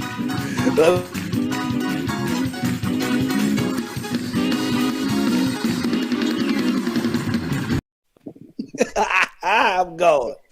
I'm sorry, because I'm gonna look like you got the devil in your house. You need to get some exorcism in here. The spirit of Christ compels you. No, Lord, there's nothing. Listen. The 10 life values is no different than the 10 commandments. If you didn't find as direct as the 10 commandments for you to run your life, this other stuff is just is anecdotal nonsense. You could have used the 10 universal laws and got better stuff, and it's free online. Just Google search it. He's preaching over here, y'all. I mean, even like, listen. How old is Spencer Holman? Does anyone know? I think we guessed at some point. 54. He's 54. Okay, so on this page for the xlvsystems.com, okay, that's the 10 life values. Okay, xlv10lifevalues.com. The 10 life values. I'm just gonna tell you the first thing it says. Right, examination of your life. Several exclamation points. Founded over 30 years ago by Dr. Spencer Holman. Okay, so over 30 years ago. Over 30 years ago. In the 1990s? When he was under 24 years old, he founded the 10 life values before he had even had a master's degree in anything, theology or otherwise, because he was only 23, 24. Also, though, I want to be clear that apparently he's a Marine. So he had time to be in the Army, get several degrees, found the 10 life values, and develop Father's Time, and sell that to a whole bunch of institutions, and develop this whole thing in Costa Rica where they're basically building another Black America. Okay. What's your problem? And found 2 universities. Sorry, I forgot. He also founded 2 universities. He sounds like an amazing man. Right? I'm sorry. He sounds amazing on paper. Sorry. Wait, I forgot to put in there that he also came up with this 21 herbs and whatever blend to make men specifically, right? But we're not going to call them dick pills, but just to make men feel more vitality and life and productivity and help them follow the 10 life values better. A chemist too? Wow. He's an everything. He is an everything. Okay? He's amazing. He is amazing. Right? Who wants your name on this magazine? Damn it, your name on this magazine. There's a lot going on. Wow. Now, because when I read the website, I'm glad that you said it. The 10 LV, right? The XLV, the 10 life values. But the way I read it, being as educated as the Archbishop is, I'm reading Roman numerals. So I'm trying to figure out Extra large. You know what I mean? Because X is 10, N is 50, Hmm. and V is 5. So I'm Hmm. like, is this the King James version? What are we talking about here? Like, I was like, what is this? I don't get it. Right. Uh, But if he was a Marine, do you know there are 10 general orders of the century? Wow, lots of tens. There's a lot oh, of tens, but it's actually 11 because he's fucking stupid. bro. Well, here's the problem, right? And I'm just gonna be honest with y'all. Black people are worse at this, but generally these days, people don't read. Okay, people don't read. Those people. Um, and we know people don't read because nobody is talking about this. You know why? Because people are too lazy to Google things and click on things and read. Okay, and that is my major concern with this because listen, anybody who touches this man and what he is doing with a 10-foot pole is going to get burned. He's going to get burned. Everything is a hustle. Y'all keep asking, who are these editors? I want y'all to look up Dr. Michelle and do your own research. That's all I'm going to say. I want y'all to look her up. I want y'all to look up Dr. Sherry Peel. I want y'all to look up her doctorate. I want y'all to look her up. I want y'all to wonder whether you should be taking any form of financial advice, let alone letting that woman do your taxes when she is not legally allowed to do so. I want y'all to ask yourselves if the people that are listed as the main faces of this magazine and of his team are people that you trust at all. And I'm going to guess the answer is no. I'm going to guess he knows the answer is no, which is why he did not reach out to nobody else, right? Because he understands, and I'm going to be honest with y'all, I'm not, no disrespect at all, okay? I'm not trying to be rude here. I'm going to tell y'all something. He recognizes something that a lot of people recognize, which is that for all y'all want to say women are emotional and men are logical, there's a lot of emotional ass people in this sector, okay? And what happens is he knew y'all would get triggered and focus over here on the red herring, and you won't focus on what you need to focus on. So he knew everyone's gonna get mad about having your name used and da da da da da. So you're gonna be busy fighting that. He takes out your name, you forget all about it. He took the brand, the Black Manosphere, the thing you have all attached yourselves to, and he bought it. And then he attached it to the 10 life values.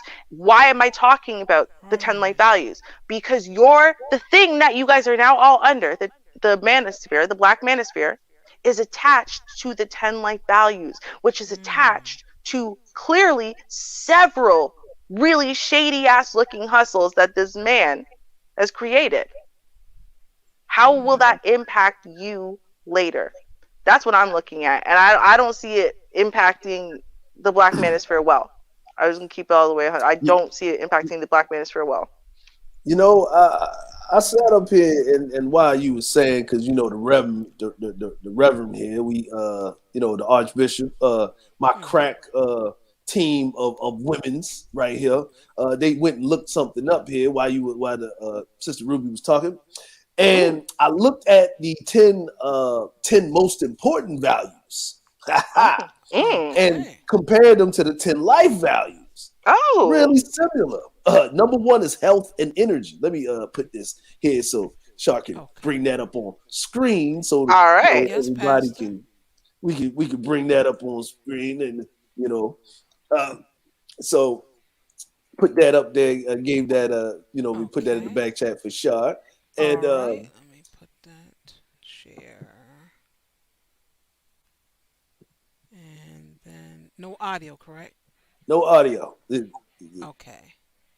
You just scroll past the YouTube video. They even got a YouTube video. Looks very nice. All right. So health and energy. Sounds like them dick bills. Love, gratitude and appreciation, kindness and compassion, integrity. A lot of y'all lack that integrity. Giving, growth, peace, family, friendship, and connections. The community. And happiness. Sounds pretty similar to me. Yeah, it does. and if you look at the top page, right? This is in some French there. So if it's in French or some European language, it's official because the white man ice is colder. So But the I don't see man is anything being shared. Do y'all see this? Am I frozen? Oh, I'm Maybe. not sharing. My bad. I'm sorry. yeah, I apologize. There we Okay, go. I'll yeah. go back to So scrolling again. I'm sorry. Top so 10 the important top part is man is marketed consultant. Oh, go back. Okay. At the top, if you look at that, so the top 10 most important values. Now, this was published in November 7th, 2019. Oh, and what was the date you said for the university 2018 University one or was 19 or 2018, and University two was 2019. okay. 2019. And Okay. and if you notice that the first university website looked like Mm. some fly by night 1595, we taking your social security number. It really This did, yeah. this Oh, looks almost the same, right? This looks official. It makes you want to consign to it, right? this You got an might be the email, most important value. Mhm. important, right? And if I go down here, there's a whole bunch of archives. August 2018, September 2018. Uh, Mm. all the way up here, archives, and then they have a mailing list, and this is consulting and skills and everything. It's beautiful. And then you have something else Mm. called what are your personal values? 39 core values, right? 39. Oh, okay. And Okay. it's from psychologytoday.com. Mm. Wow. Psychologytoday.com. And it lists 39. I'm like, the base, this theology is based in psychology. Okay. Yep. Interesting. It's psychology. Everything, if you listen to it, it's a whole bunch of, if you actually read, you can't read it because there's no substance of what you're hearing. It's just echoing the things that you already know you just failed to do. Mhm. Wow. You know, Okay. you would be better So off reading Shakespeare. it's all just common sense. Yeah. It's all just common Mm. sense. Mhm. If you really think about it, if and I'm just being frank with you, it's just easy. It's like how many people went to church and read the King James version? Oh yeah, I did. Yeah. Mhm. It's a lot of ye and thou and those and them and theirs, right? And you Yes. don't understand any of that. You know what I'm saying? Because it's written in old English. That's why they have a New World's translation. And it sounds totally different. But why? Yeah. More Because modern. people Yeah. people can't understand thou and ye. I'm like, people don't even teach the writing cursive anymore in school. Yeah. I was a little disappointed with Mm. that. That With I was that. very Mhm. disappointed with that. I mean, extremely. That's terrible. But Ridiculous. it's a reason why. Because if you write in cursive, you can understand original text in writing. If you can understand original text in writing, you can always push back on evidence from olden days. So if I Mm. modernize you without you knowing how to do it the old way, then you forget how to do it the old way, which is the original way of the originality of how we got to this modernization. Then you forget how to do anything else, and I can subvert you to do whatever I want. Pretty much, yeah. Mhm. Wow. I mean, what people don't realize, right? Like, you think about all these sects of Christianity. Where'd they come from? Well, they came from Catholicism. What do I mean by that? Simple. People Hmm. learned how to read. When people learned how to read, they could read the Bible themselves. Before that point in time, they relied on the bishop, right, to read to them. So the bishop would read the Bible to them, which means he could omit things as he wanted, he could skip over things as he wanted, he could bastardize things as he wanted. When Right. people were suddenly able to read in mass, they started disagreeing with the conclusions that the bishop was drawing, and Right. they had the ability to base it on actual factual parts of the text, and that's why they started creating all of these sects of Christianity, right? So Uh-huh. it's knowledge is power, right? When people say that, it's been illustrated in history time and time again. When you can decipher something for yourself, it makes a big difference to your understanding. I was talking about that, about the COVID research. We don't know how to read research ourselves. We don't even know how to identify it, let alone to read it and understand it. So when someone says new research was done yesterday and here were the conclusions that were found, here's the link, no one's going to click on that link.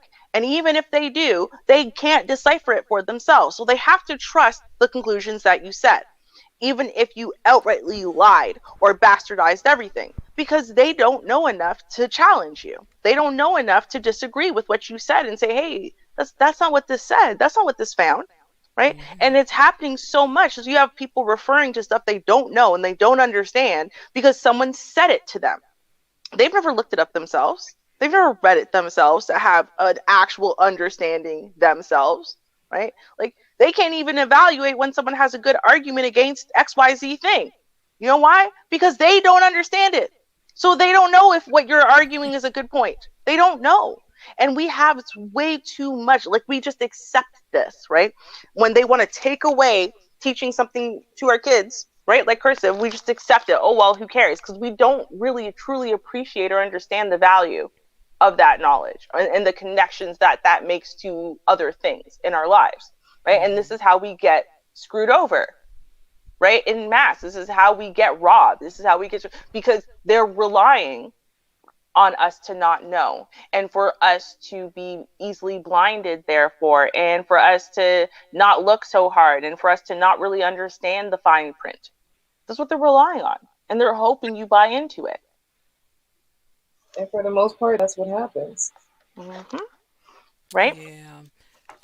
Let me see. It was something else in a letter that got me, and that was, I know it was near the end. Let me get the actual letter and see. All right. Um, oh, it would take 6 months or longer to Mm-hmm. contact everyone. Now that was I can't understand that at all, because if you know everyone and you support everyone and you've been here for a long time, how long does it take to click on their page and get their email Email address? address, right? Right. The email. You could have sent out a mass, email to each person. They could have all been, CC'd in the email and said, hey, I'm so and so, big supporter of you guys, and this is what I'm doing, and I'd like to add your name to the publication.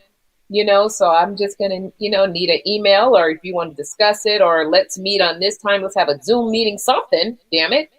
There's Zoom meetings. We Mm-hmm. work through Zoom meetings. So I mean they could have had a Zoom meeting and got it done. Right, being a business person, if you didn't want to go through a content creator, and O'Shea has a large platform, and it was said that he, like again, a supporter to everyone, including O'Shea, and I heard that O'Shea didn't know him, so Nope. so I'm like, okay, this is weird. So that would explain why he didn't um, ask O'Shea, because Well, that'd have been great. But go ahead, I Pat. will say this because I was watching when I was on vacation. I mean revival convention with the sisters. Oh. When I was there and I was listening to it, he said something that everybody missed, and he actually said it directly to O'Shea. He said, "I was looking at the Negro Manosphere, but that was already copywritten. And when I Oh. checked the Yep. Black Manosphere, it wasn't. So I took Oh. that one." Oh. Oh. Mm-hmm. Oh my. So basically it was what was available, and he might as well just, jump on it, is what he He said. he took, and because O'Shea copyright the Negro Manosphere, Right. Mhm. right? For him. And O'Shea's, so that says is, if you're a businessman and you're looking at something to take first, the Negro Manosphere is actually worth more than the Black Manosphere. Mm. See, that's not how I took it. I took it to mean this, Dre. I'm going to be honest with you. When I heard him Mhm. say that, I said, okay, so he's smart. So he Yeah, knew that there's two things that currently exist. There's the Negro yeah. Manosphere, which is this magazine and whatever. Mhm. And then there's the Black Manosphere. Well, there's already an existing magazine. Right now, if O'Shea Yeah, wasn't smart enough to have trademarked it, he would have trademarked that also.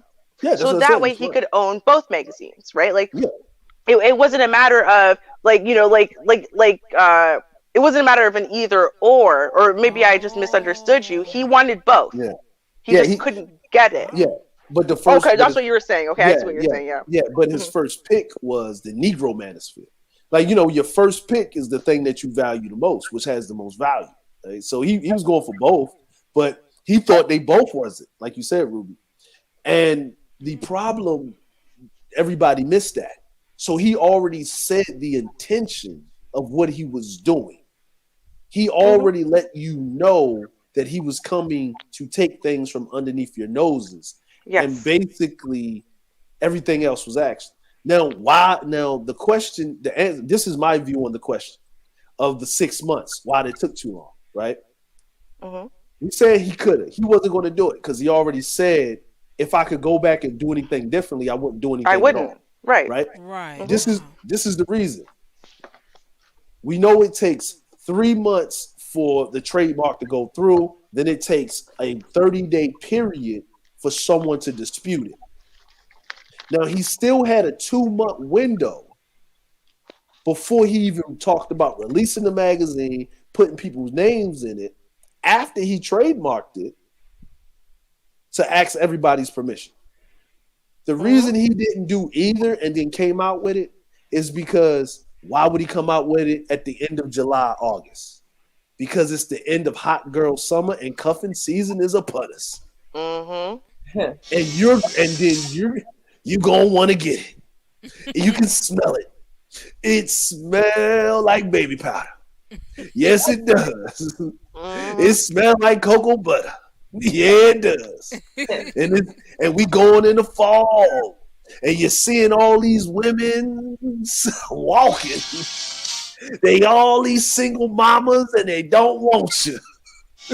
hmm They ain't been paying their rent, but obviously because they get them off of OnlyFans.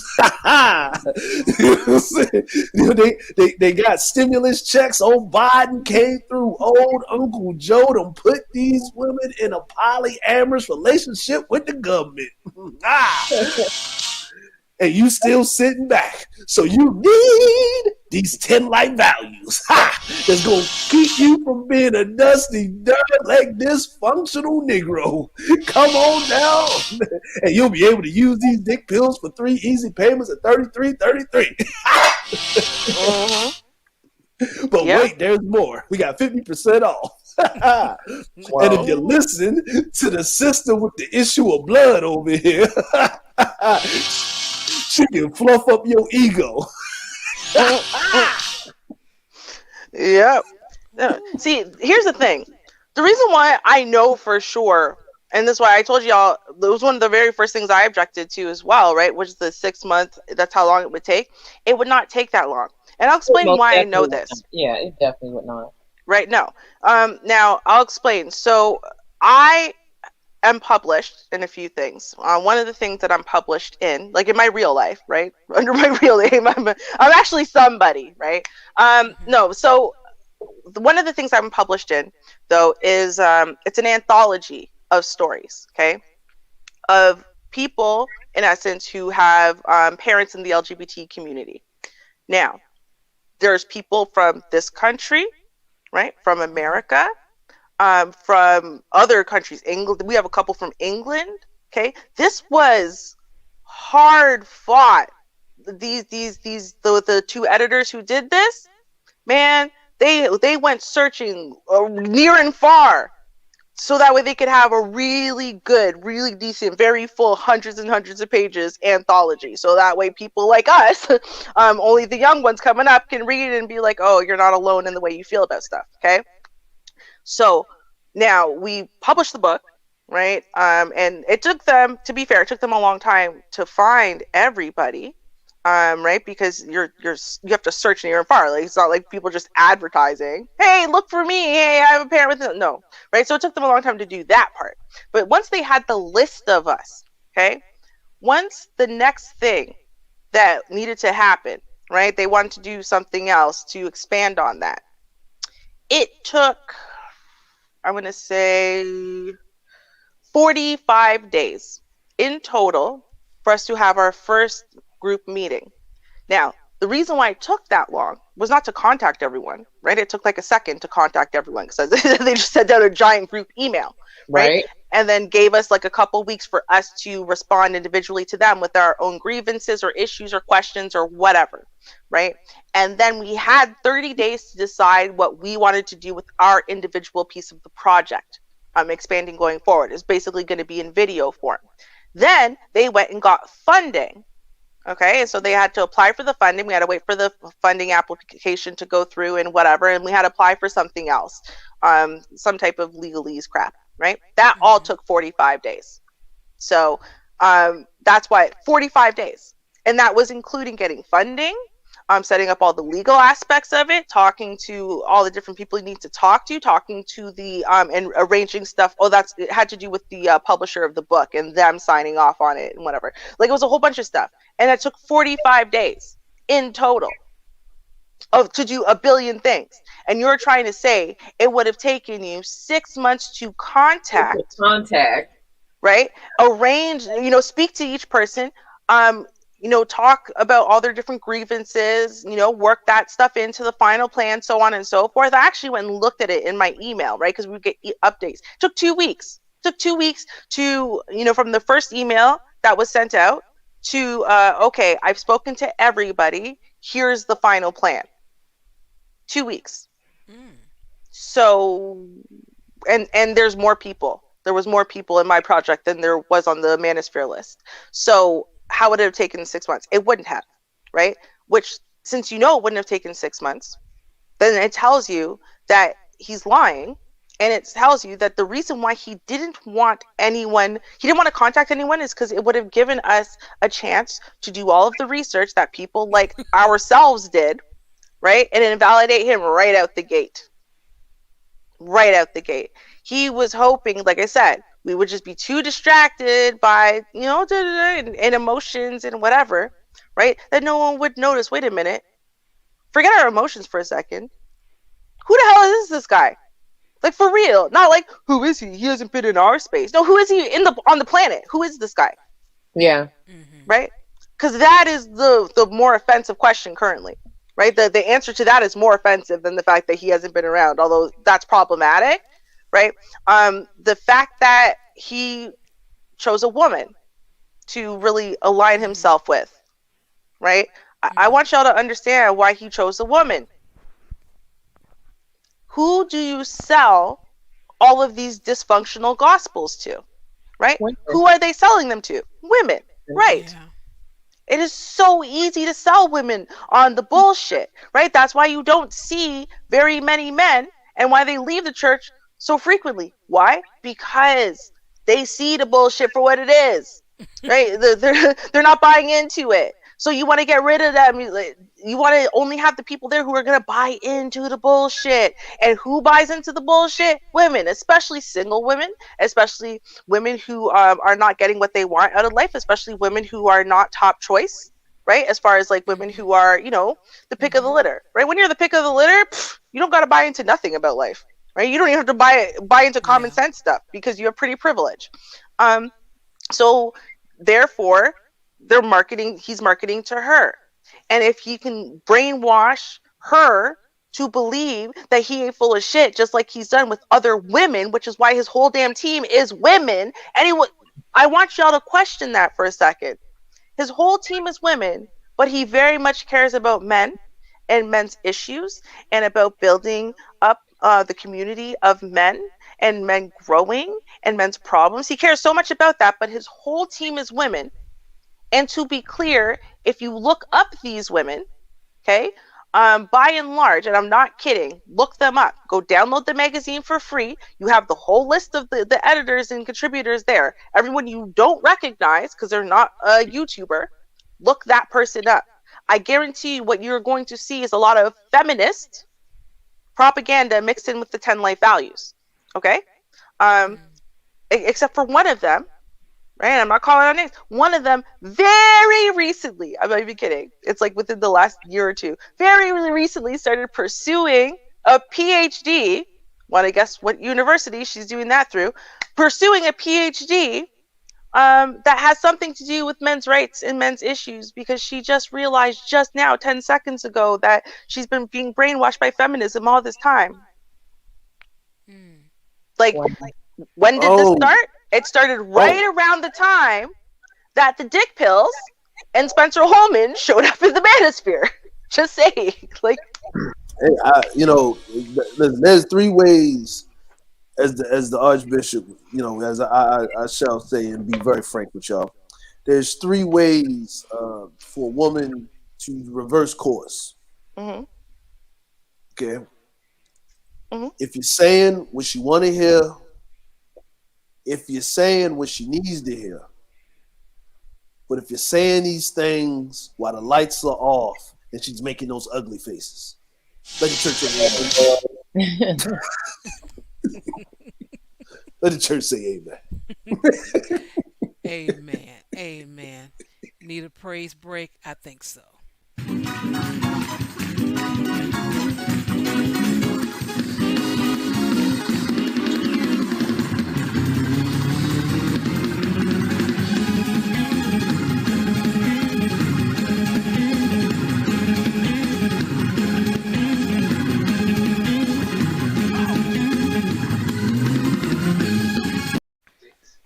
See, I don't agree with that praise break. I don't agree with that. I don't agree with that. Oh no, now I see 140. Like every time I leave and come back, it changes dramatically.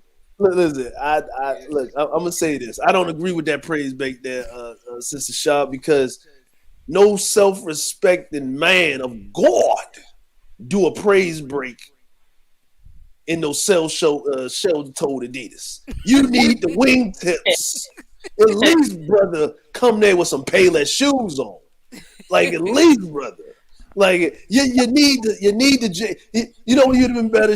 You're better with the brother James Brown up there slide. See, you know what I'm saying? You got to slide with it. The legs got to move 100 miles an hour while your body is staying still, and then you got to drop down. See, the brother that was in the front row, he was in it. See, he was praise breaking. See, he was being cute up there. You can't be. Look at it. He's sitting up there with all of that lights and all that equipment up there talking about God in the hoodie and some skinny jeans and. It was weekday, Pastor. It was weekday. No, we gotta come dressed to the nine. We have to have Chelsea boots on every time we're in front of our congregation. You can't come up there looking like that. You coming up there on the weekday looking like that. You gotta see, Sundays is you got your robes on, and on the weekday you got your suit on, because the parishioners need to know where their dollars going to. It can't be looking like you're actually doing something with the money for the church. Up there with you, like you about to go run track somewhere, like you about to go work out in the gym. You know what I mean? Can't be coming in. How you gonna get in the pearly gates looking like you about to go to the strip club? The angels up there dropping it like it's hot on the pearly gates. No, these young folk that lost decency and decorum when it comes to the church. And he ain't even praise breaking right. He over there being cute with it. You know what I'm saying? See, that brother in the front, he was praise breaking. God done touched him. You know why? Because that brother in the front was dancing like that because it got him some coochie. Yes, he got him some. I think that one up there. I think he was dancing like he had one. I don't know. I think he identified. He wasn't dancing. He did. Look how his legs all close together. When men do it, they gotta open them legs up. You can't be having them things hitting up against your leg all crunched up when you praise break it. That don't work like that. You gotta spread them hips Gotta get that hip action. You know what I'm saying? See, it's just like dancing. Man can get in there and groove Yeah. and dance. Then the woman thinking, oh, okay, it's that thing. See, same thing Mhm. in church. Praise breaking, you should to show up for the sisters. Wait a minute, that man could be in some slippery earls and a suit and dance like that and come back and have it together. Oh, yeah. You know what I'm saying? God, because only God can do that. See, he's blessed by the Spirit. That man, he was blessed by another type of spirit. It's the fairy one. He wasn't doing it right. You need to quit, Pastor, but that's all right. That is all right. I thank you for what you told us. I'm sorry. I would like to just revise my original statement. So, how old did we say he is again? 54. 54. 54. Okay, well, apparently the 10 life values were actually invented. I'm looking right here on xlvsystem.com. System, not systems this time, system.com. And it says the 10 life value system was founded over 30 years ago in 1984 by Dr. Spencer Holman.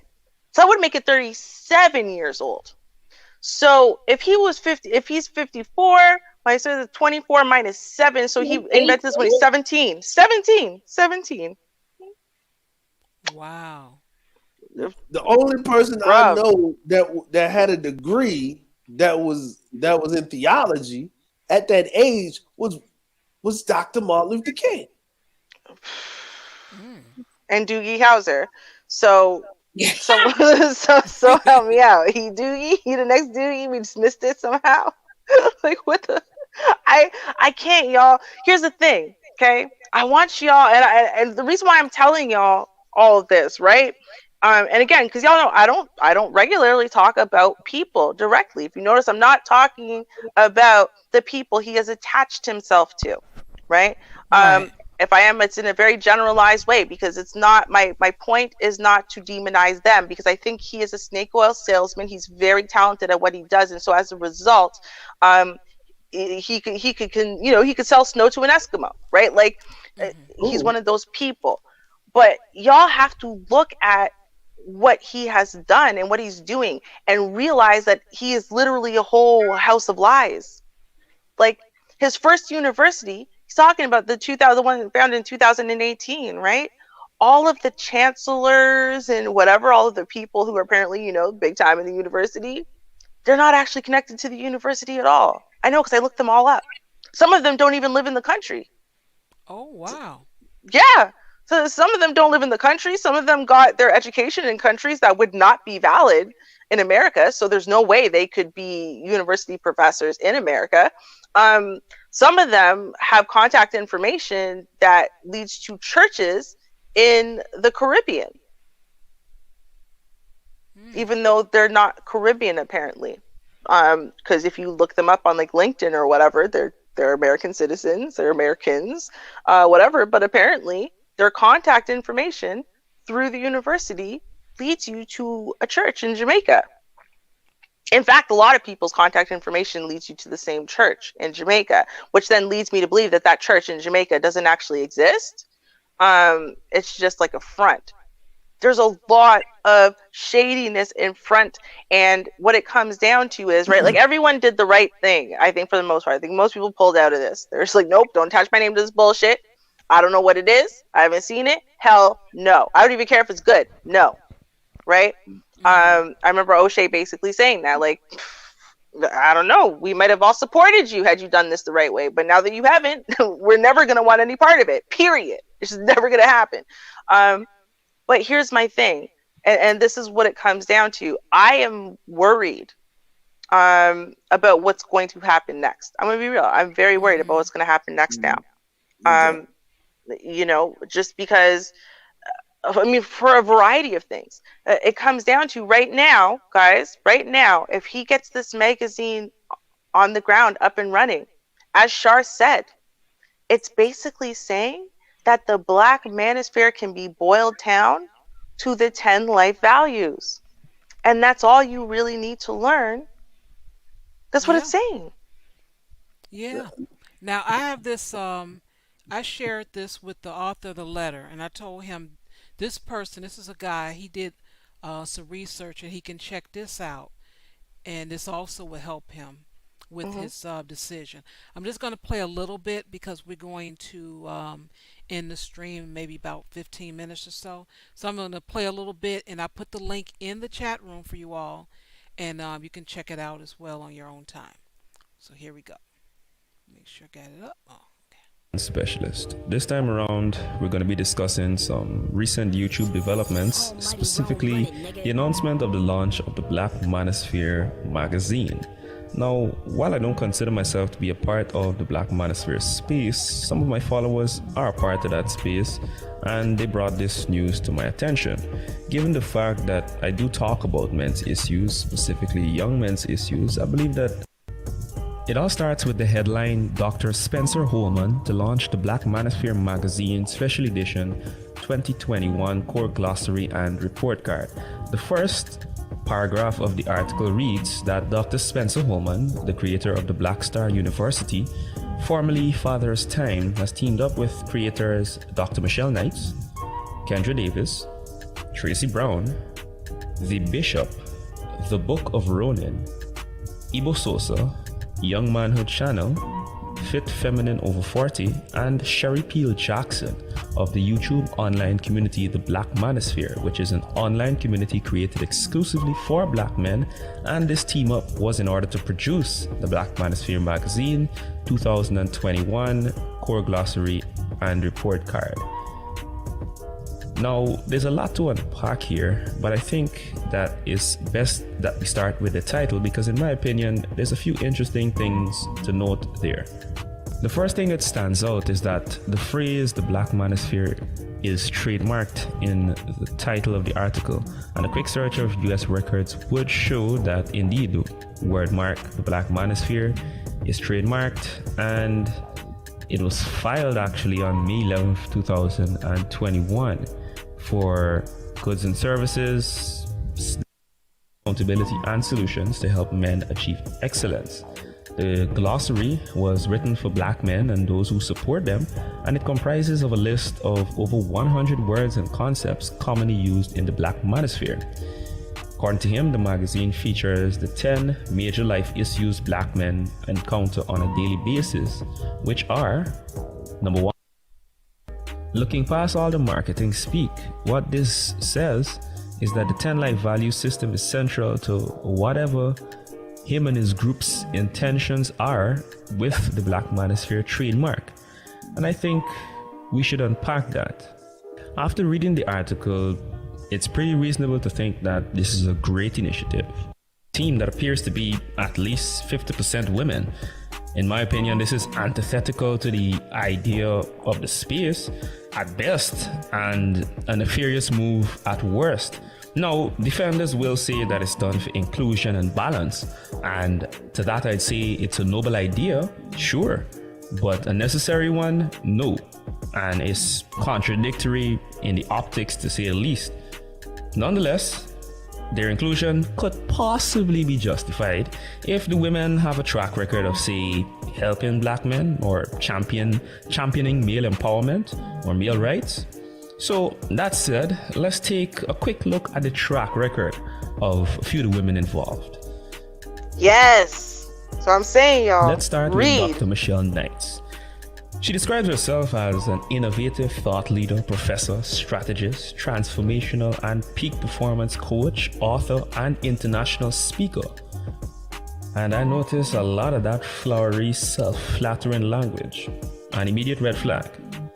Anyways, she has a PhD in human development and family studies and has served as faculty at many universities, including Penn State.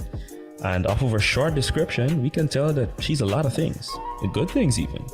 But you want to know what she's not? A male advocate in any form. She's actually explicitly for female empowerment. Interestingly, she's also the vice president and business development director for A-Game, which is a company selling herbal supplements for men. Coincidentally, also headed by Dick Dr. pills. Holman. Dick pills, y'all. Yeah. Definitely dick pills. That's I don't know if we really made that full connection of the name. The name of the dick pills is A-Game. That's what it is. So she, I mean, okay, her name I can't say she, and if y'all do some research, you'll understand why.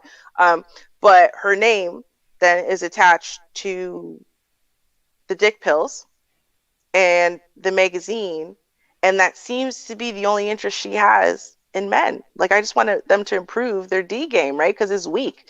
I'm tired of all these, semi-erect men. I need some better men because I'm about female empowerment. That's the number one editor other than Kendra Davis, right? Who's Crimson Cure, if y'all don't know. So you have Crimson Cure, who has been in the space speaking on men's issues and on men's rights and whatnot, right? And then a female empowerment chick. And that's who he justified making the main editors of the magazine. Okay. Right. Okay. Just pointing that one out. Right. Yeah, that's something else. But I put it in the chat room so you guys can look at it at another time.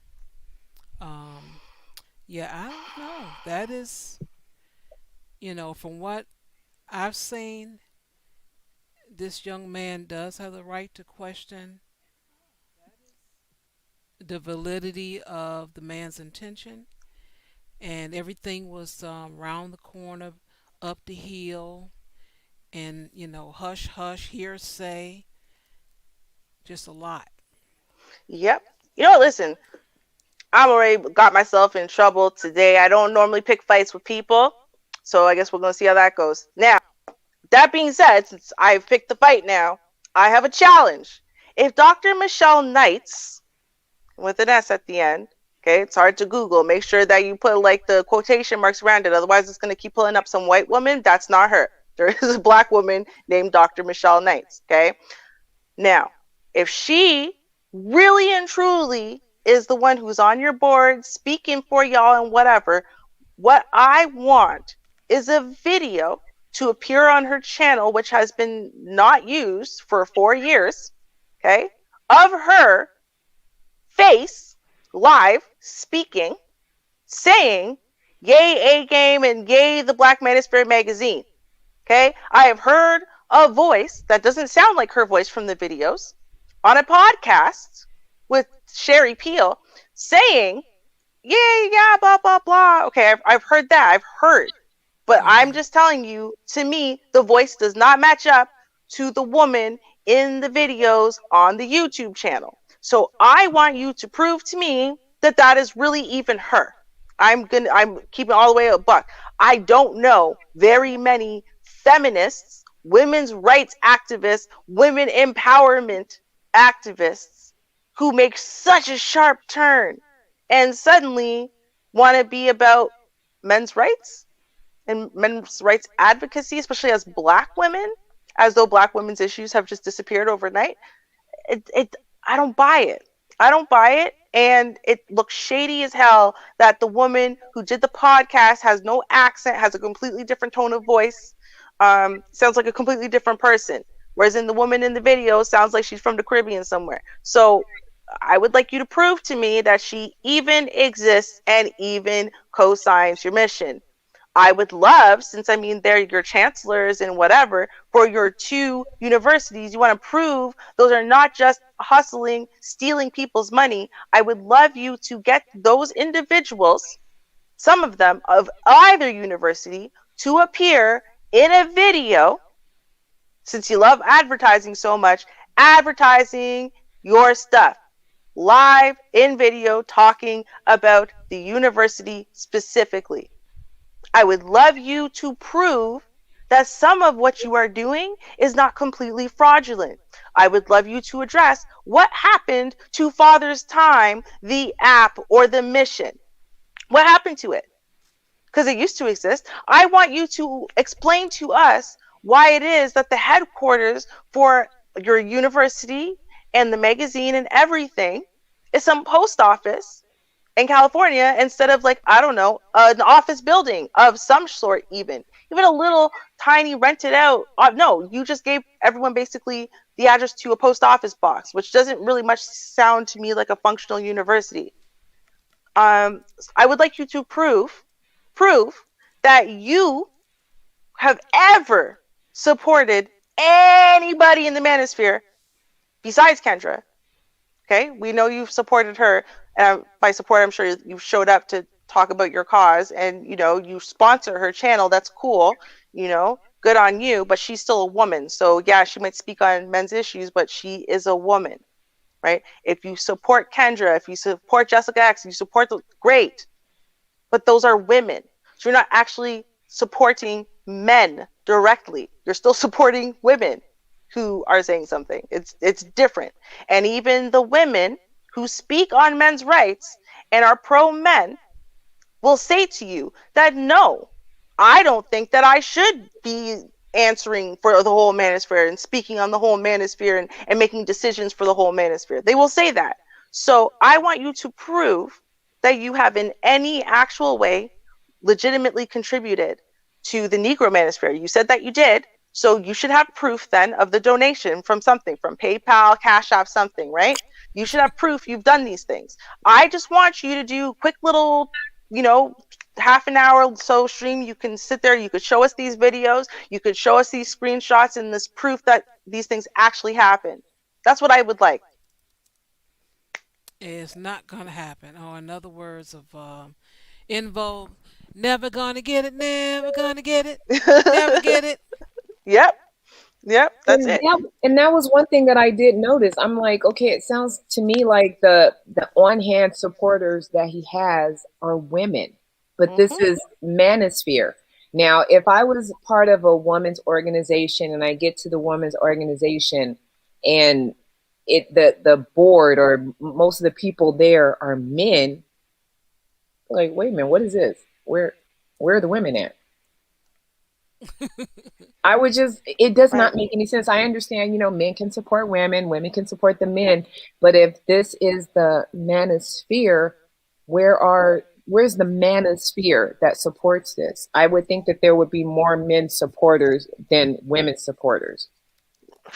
You would think, right? And you would think that since his major concern here is about men, even though his life values don't really read that way, but whatever, then you would think at the very least that he would have for sure been giving men these opportunities, right? Opportunities to be an editor and attach themselves to things like that because you care so much about male development and male growth, right? And the male message, the male voice. You care so much about the male voice, and yet you do not have a single man's voice inside of this magazine talking about what men's concerns are, what men's issues are, what those men feel as far as what they feel they're failing at and why they feel they're you put nothing in there except your own bullshit, right? Oh, hey, how you doing? Good evening. Greetings. Peace. Greetings, esteemed nobles. How are we? All right. Lady Char, Lady Ruby, Lady Vonda, All right. Sir Pastor Pimp Greasy, Archbishop of Niggatry himself. Yes, sir. Great. We are all present. Here we are. Yeah, I was about to end it, but go ahead. Give us 10 minutes. I know you have some insights we might have missed. This proves one thing, right? And there's no way to illegitimize yourself than to not be able to stand by your own rhetoric, not being able to stand by your own literature, not even be able to stand by something that has been branded after your very image and likeness. You can't stand behind it, which means you can't stand on it when it's on your own platform because you can't stand on it when someone else is trying to present it in a platform that is independent of yours. Good point. And see, that illegitimizes the entirety, really, of the manosphere. The manosphere doesn't want to put its name on anything that has manosphere on it. Why? Because we know that it's literally a dumpster fire over the side of a railroad track, waiting to feel that metal on metal friction as it compounds the train wreck that is impending, right? I mean, it's already happened. I remember, who remembers the video I did back 2 years ago when I talked about how the white boys, They were going to become more professional. They were going to switch their message, and then they were going to leave the Negro manosphere, right, holding the bag so that they could become the face of anti-female hate speech. I remember that. Now, isn't it interesting? Just recently, I think it was on the 10th or the 11th, that the supplementary amendments and articles to the VAWA, the Violence Against Women's Act, was just passed, and one of those articles was Title 15, which covers what?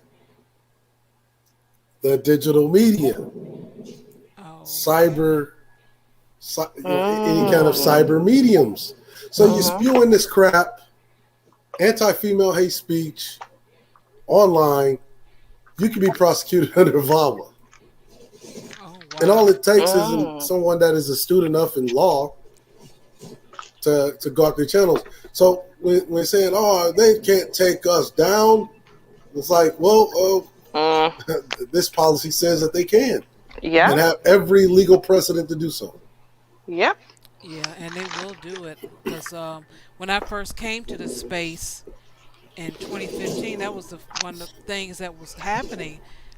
Some women had a list because they got tired of what some of the guys were saying.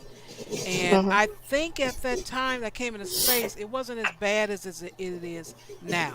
Now it's really bad. So if they got a law passed, then they really going to go after some of these guys. And it's going to be over with. They've been warned. So yeah. Wow.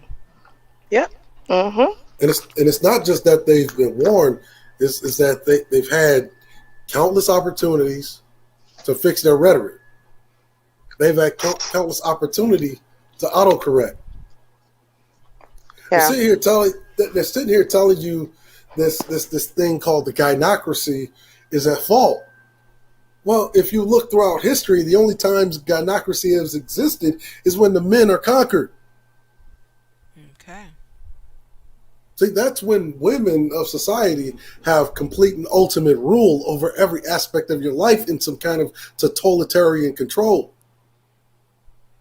It's only happened several times. I mean, it happened once in Russia, right after the fall of Nicholas I, who committed so many men to war that, I mean, like 50% of the men that he sent off to fight, the allied nations in North Africa really died.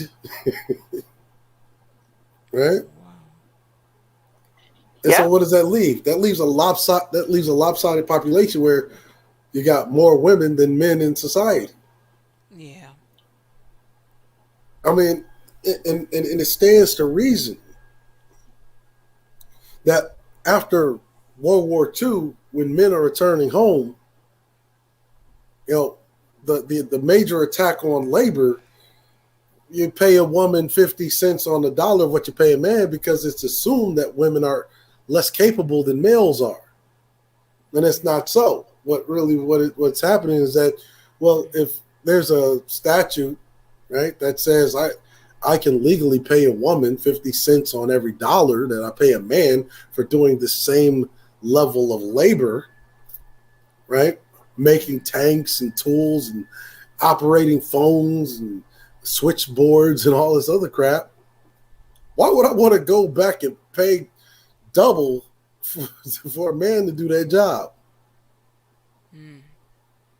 You see, this is really one of the effects of unchecked capitalism. A thing called deregulation, right? This is one of its effects. Though you still have people that swear by that capitalism is the best thing smoking. It's going to be the best thing smoking going into the future, when that very thing that they think is the best thing is what has been causing these tremendous losses when you're talking about collapses of the stock market, shareholders losing life savings. Yeah. Nobody goes to prison for these things. Nope. No, but exactly. Then when these people end up penniless, and on the verge of either suicide or killing their whole family in a multiple murder suicide. They say, "Oh, he should have never did that." It's like they're thinking of the that's just the effect of the very thing that just a minute ago, whenever he was making money on that same stock market as a shareholder, he thought it was the best thing smoking. When he was robbing people of their wealth, because that's really what the stock market is, right? Because it's a legal transfer of wealth. Yeah. But where the house always wins. Tell me about it. Let me I'll give you 5 more minutes. Let me go ahead and shout out our support to the channel. Thank you so much, Vonda. You have made Sheed sing. So Sheed, hit it.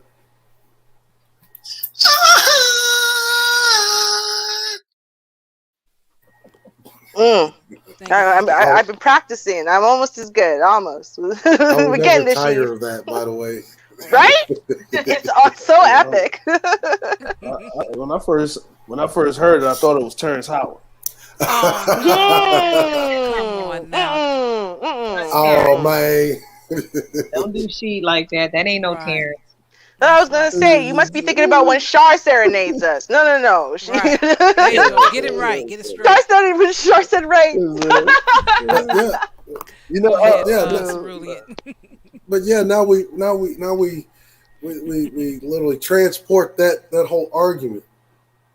You know, war, right? Women's rights, labor rights, right? Then we get into the modern age, digital media. The rights, whether these people in the so-called manosphere know it or not, they don't have any rights to their names. They don't. They simply don't. Yeah. I mean, you got to think about it. Why? Well, because they are considered public properties. Anything that you put out there for public consumption, that's why we have the Fair Use Act. So even if this guy used their name without their permission, it doesn't add up to a hill of beans.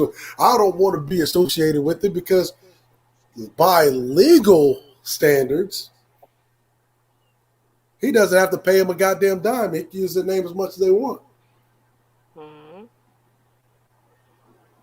Because manosphere is all encompassing. Well, but I would think, right? So if you put my name into a magazine and imply that this is my message, right? And it's clearly, opposed to the message I'm actually sending, that I might be able to sue you for libel of some sort. Because you are basically lying about, my intentions, my purposes, my beliefs, what I state, right? You're saying, oh, this is my rhetoric when it's clearly nothing I've ever said. Yeah, it's slander. Slander, right? Libel, something. Slander, right? Yeah. But the thing is that it would just be his word against that content creators. Well, you would have, I mean, that's true, but you would also have here's my facts as far as here's the things I've actually written and published, and here's my content that I produce on a regular basis, daily and whatever, and where's your proof that you ever spoke to me and I ever A, said this, or B, you know what I mean, and anyway said, put this into a magazine under my name. But that would be a non-starter because he'd still be protected by fair use. But see, I don't think so. I think that, and that's why I think it's a slippery slope. He can use their names, but he can't use my name in the way of saying I said this. So you can't say this is my message and I'm co-signing it if I never said it. Especially if it's opposed to what I've said. Then in that case, I do think you might have an argument. But there's when in a court of law, right? In the court of law, the person that's getting sued doesn't have to produce any evidence that somebody didn't say something.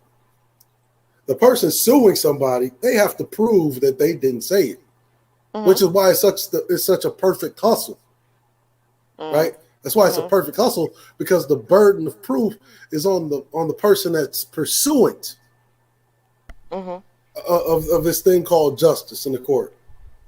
That's why he can still use their names. It doesn't even matter. But apparently, these Negroes in the manosphere don't really read a whole lot, let alone Anything. No.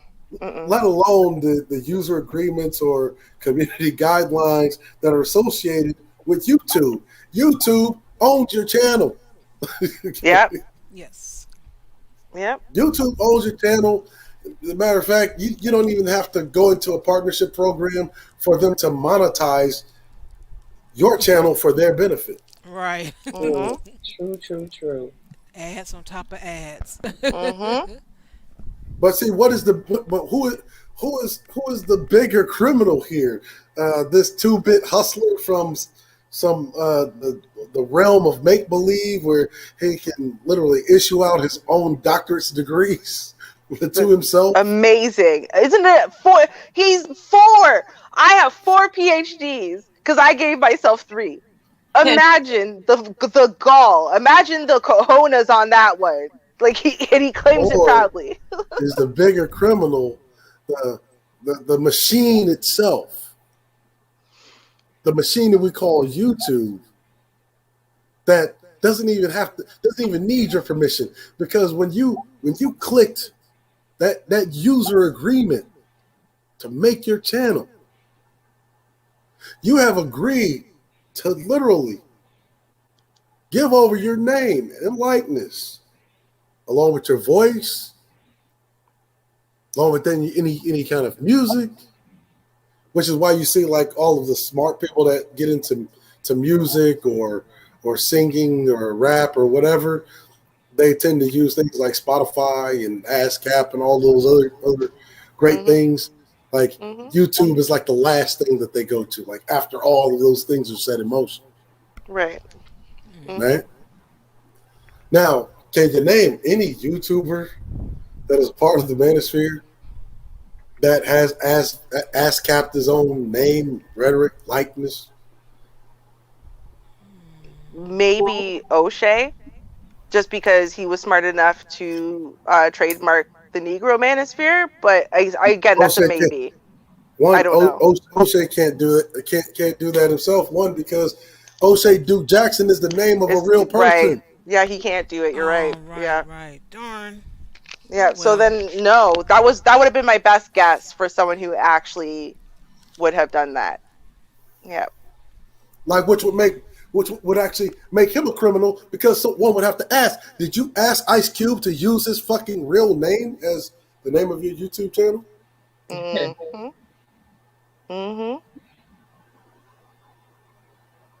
So all of that goofy shit, oh man, you didn't use my name, you didn't put in no work. Nigga, you literally rode Ice Cube's legal government name.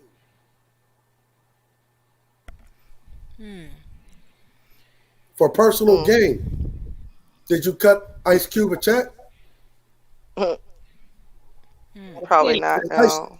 Is Ice Cube getting some kind of royalties from you using his name? So what would be the difference between this guy,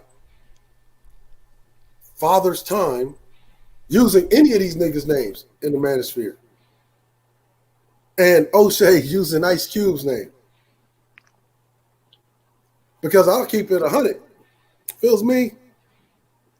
I'd be suing O'Shea Duke Jackson if I was Ice Cube. See, I think that the slight difference, right?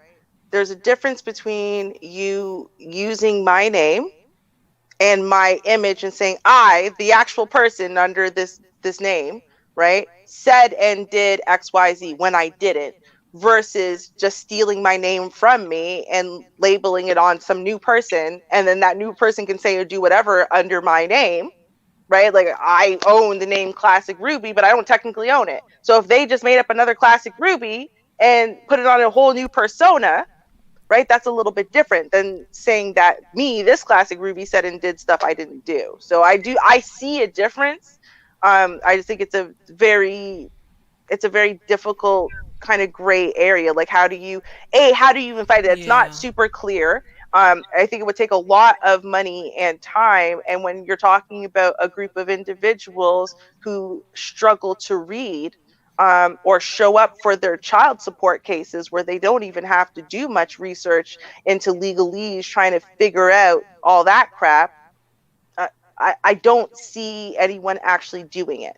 And that's what I was saying, that this is a very dangerous place now that everyone in the Black manosphere is in. And they don't realize it. They feel so placated by, okay, I won't use your name if you don't want me to. They feel so placated by that.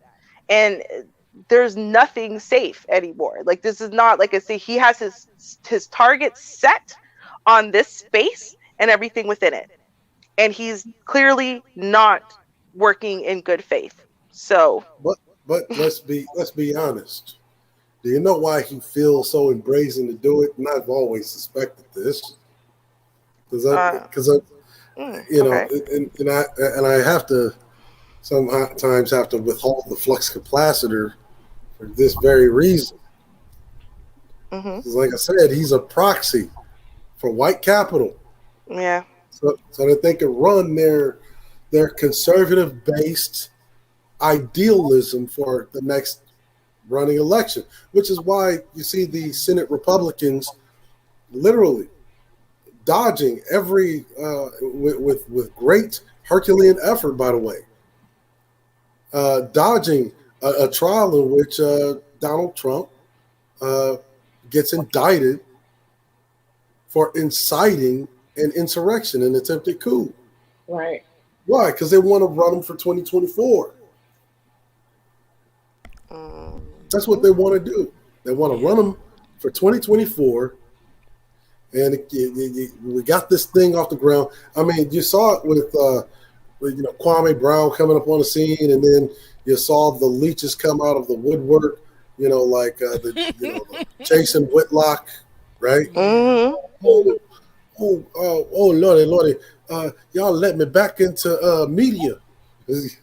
Please let me back into the mainstream media. It's so hard out here for it's so hard out here for a struggling article writer slash commenter without the mainstream media machine behind me. And next thing you know, he's running with, guess who else's talking points? The manosphere. But you notice nobody who associates themselves or just blatantly states that, I'm a manosphere guy, stands behind their own work. They don't stand behind it. Because if they were standing behind it, you would think there would be a lot of encouragement for this manosphere magazine. At least by someone else, I'll just put it that way. Or a group of people, maybe. But we know this is white capital creeping in and using this Negro as a proxy, right? Okay, y'all, wait. I have a question. I got a question now. And my question is because while you've been talking, right, I just decided to go look at the trademarks again, or the trademark, rather. And there's a second one now. So what I'm putting in, hopefully you can click on it and see it. That's the original, that's the thing that everyone's referring to. He trademarked the Black Manosphere back in May. But he just ran another trademark, and that's August 11th. Yeah, what? 10 days ago. Yeah. Where's the... I clicked on it. There we go. Okay. So I don't know if I sent you the first one or the second one now in retrospect, so I guess you'll see. We'll have to look at the date. But I think this is the second one now. So he just put in another trademark. For what? The same name? I don't know. Shark, can you open them for me really quick? One of them won't show up for me. Oh, will it not? The top one. Crap. Yeah, just say this search session has expired. Please. Oh, okay. I'm gonna send. You know what I'm gonna do? I'm gonna take a picture of it and send it to you. I should just. do my laptop more often. Because I'm confused by this. Because why did he need the second one? And I'm not seeing why it's different. But Cerulean, you read more than most of us, including me, and I do read. So I'm thinking maybe you can whittle that down and let us know. But sorry, while I send this to Shar because I'm gonna. Okay. Well, But yeah, the second why would you one, need a second one? Like, what is he doing? I don't know. it's quite simple, right? To tie up the loose ends. The May 11th is just for what standard was the standard character mark, right? So standard That's character what I said. Yeah. standard character mark. Now the second one. Now, mind you, attorney of record is the same guy. Yeah, it is. Yep. One is for a service mark principle, and the second one had to be for a trademark principle. Okay. So what is the difference? What does that mean? So service mark, if anybody, he can literally sue you for offering any of the goods and services that are literally listed in the description of what these trademarks list as goods and services, right? So printed magazines in the field of quote unquote self-discovery, personal growth, the relationship and life coaching crap, right? Family coaching, peak performance to motivate, inspire, transform men to boys, and to achieve excellence in areas of spiritual, health, family, appearance, dwelling, mobility, education, profession, leisure, and wealth values. So you're doing these things now that it's got both a service mark principle, which is for your commerce, and trademark, right? And your trademark principle, which just literally gives you, ownership over anything that involves, say, Black Manosphere. It just gives you the ownership itself. It's kind of like having a mortgage versus it's kind of like having it's kind of like going to a car lot, right? Okay. And at this car lot, they're selling a car called the Black Manosphere, right? Well, he would be the lien holder. Okay. That makes sense with these two. That's what the service mark, because service implies commerce, and that's what it's for. That's what the service mark is for. And he went and he got that one first because he wanted to make sure that he's the only one who could make money. He put the cart before the horse. The principle is just you using the name, yada yada yada, just gives you basic ownership. Now with the service mark gives you literally ownership of anything that is under that umbrella of the various services. Right? Okay. So whether it's e-commerce or what have you. So then, okay, so this reminds me then of on one of those, which is likely why he couldn't sell you anything, because how you're selling something with the service mark, but you don't have the actual trademark, which gives you the permission to do the e-commerce and all of the other things. Right. Okay. So that reminds me of this woman who moved to, I think it was Boston, where they say "Hey, hun" or something a lot, and she noticed that everyone there said it, so she made a restaurant named Hey Hun, and then she trademarked it and whatever, and then started punishing the people in the town for using the words at all on anything. Like started sending them cease and desist and threatening to sue them for using language that's like, it's just common language. Like everyone just says Hey Hun or whatever it is, right? And and it was this whole thing, and that's like why her restaurant was like dead and dying. But that's what it reminds me of. It's like, so you can sue people not just for selling something that is titled Hey Hun, whatever, but for using the words. Like I own those words now. Like that was basically what she did. So that's what it sounds like to me. Like at first he bought the thing that sounds, if you put the Black Manosphere on a book or whatever, you can't sell that because I own the ability to sell something with that label. But then like he also just came in now and he can control who's allowed to use the words the Black Manosphere when referring to themselves, even in any type of way. He can send you a cease and desist because he's decided that you can't associate yourself with the Black Manosphere because he owns the Black Manosphere. You can't associate yourself with those words anymore. Is that what, like, basically you're saying, Cerulean? Because this is what it sounds like to me. Service mark means that if your channel's monetized on YouTube or on any platform,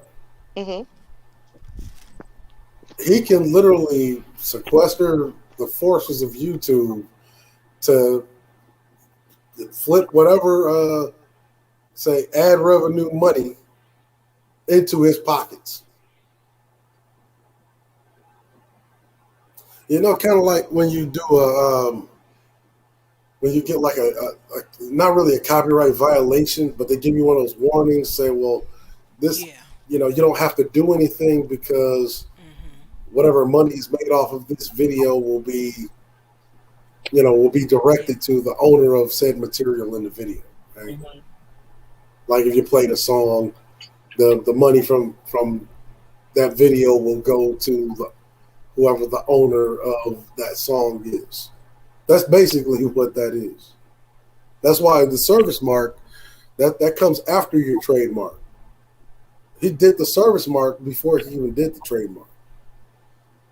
Oh.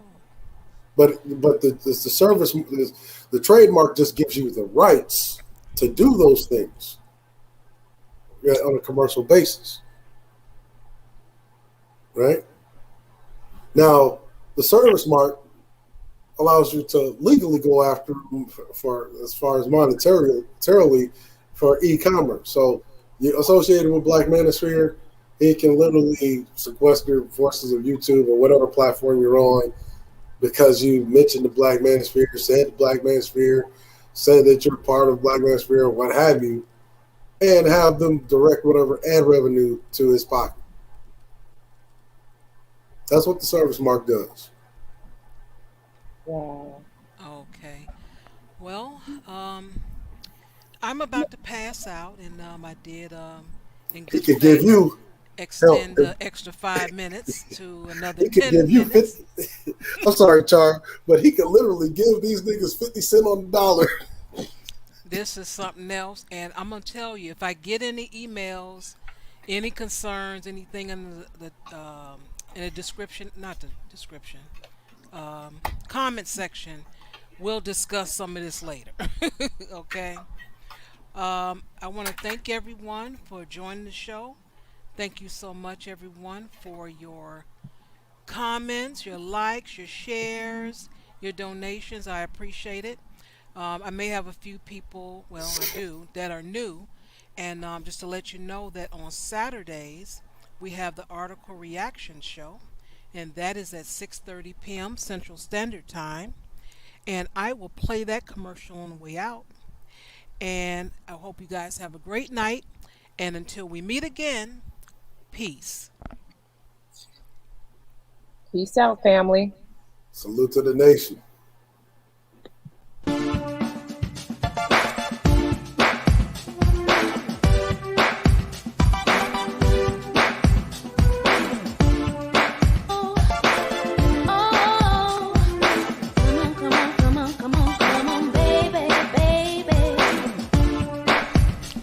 Hey folks, it's your nighttime, it's your right time DJ Music. Make sure you join Shaw Willie each and every Saturday, 7:30 Eastern, 6:30 Central for Article Reaction, right here on your local YouTube channel.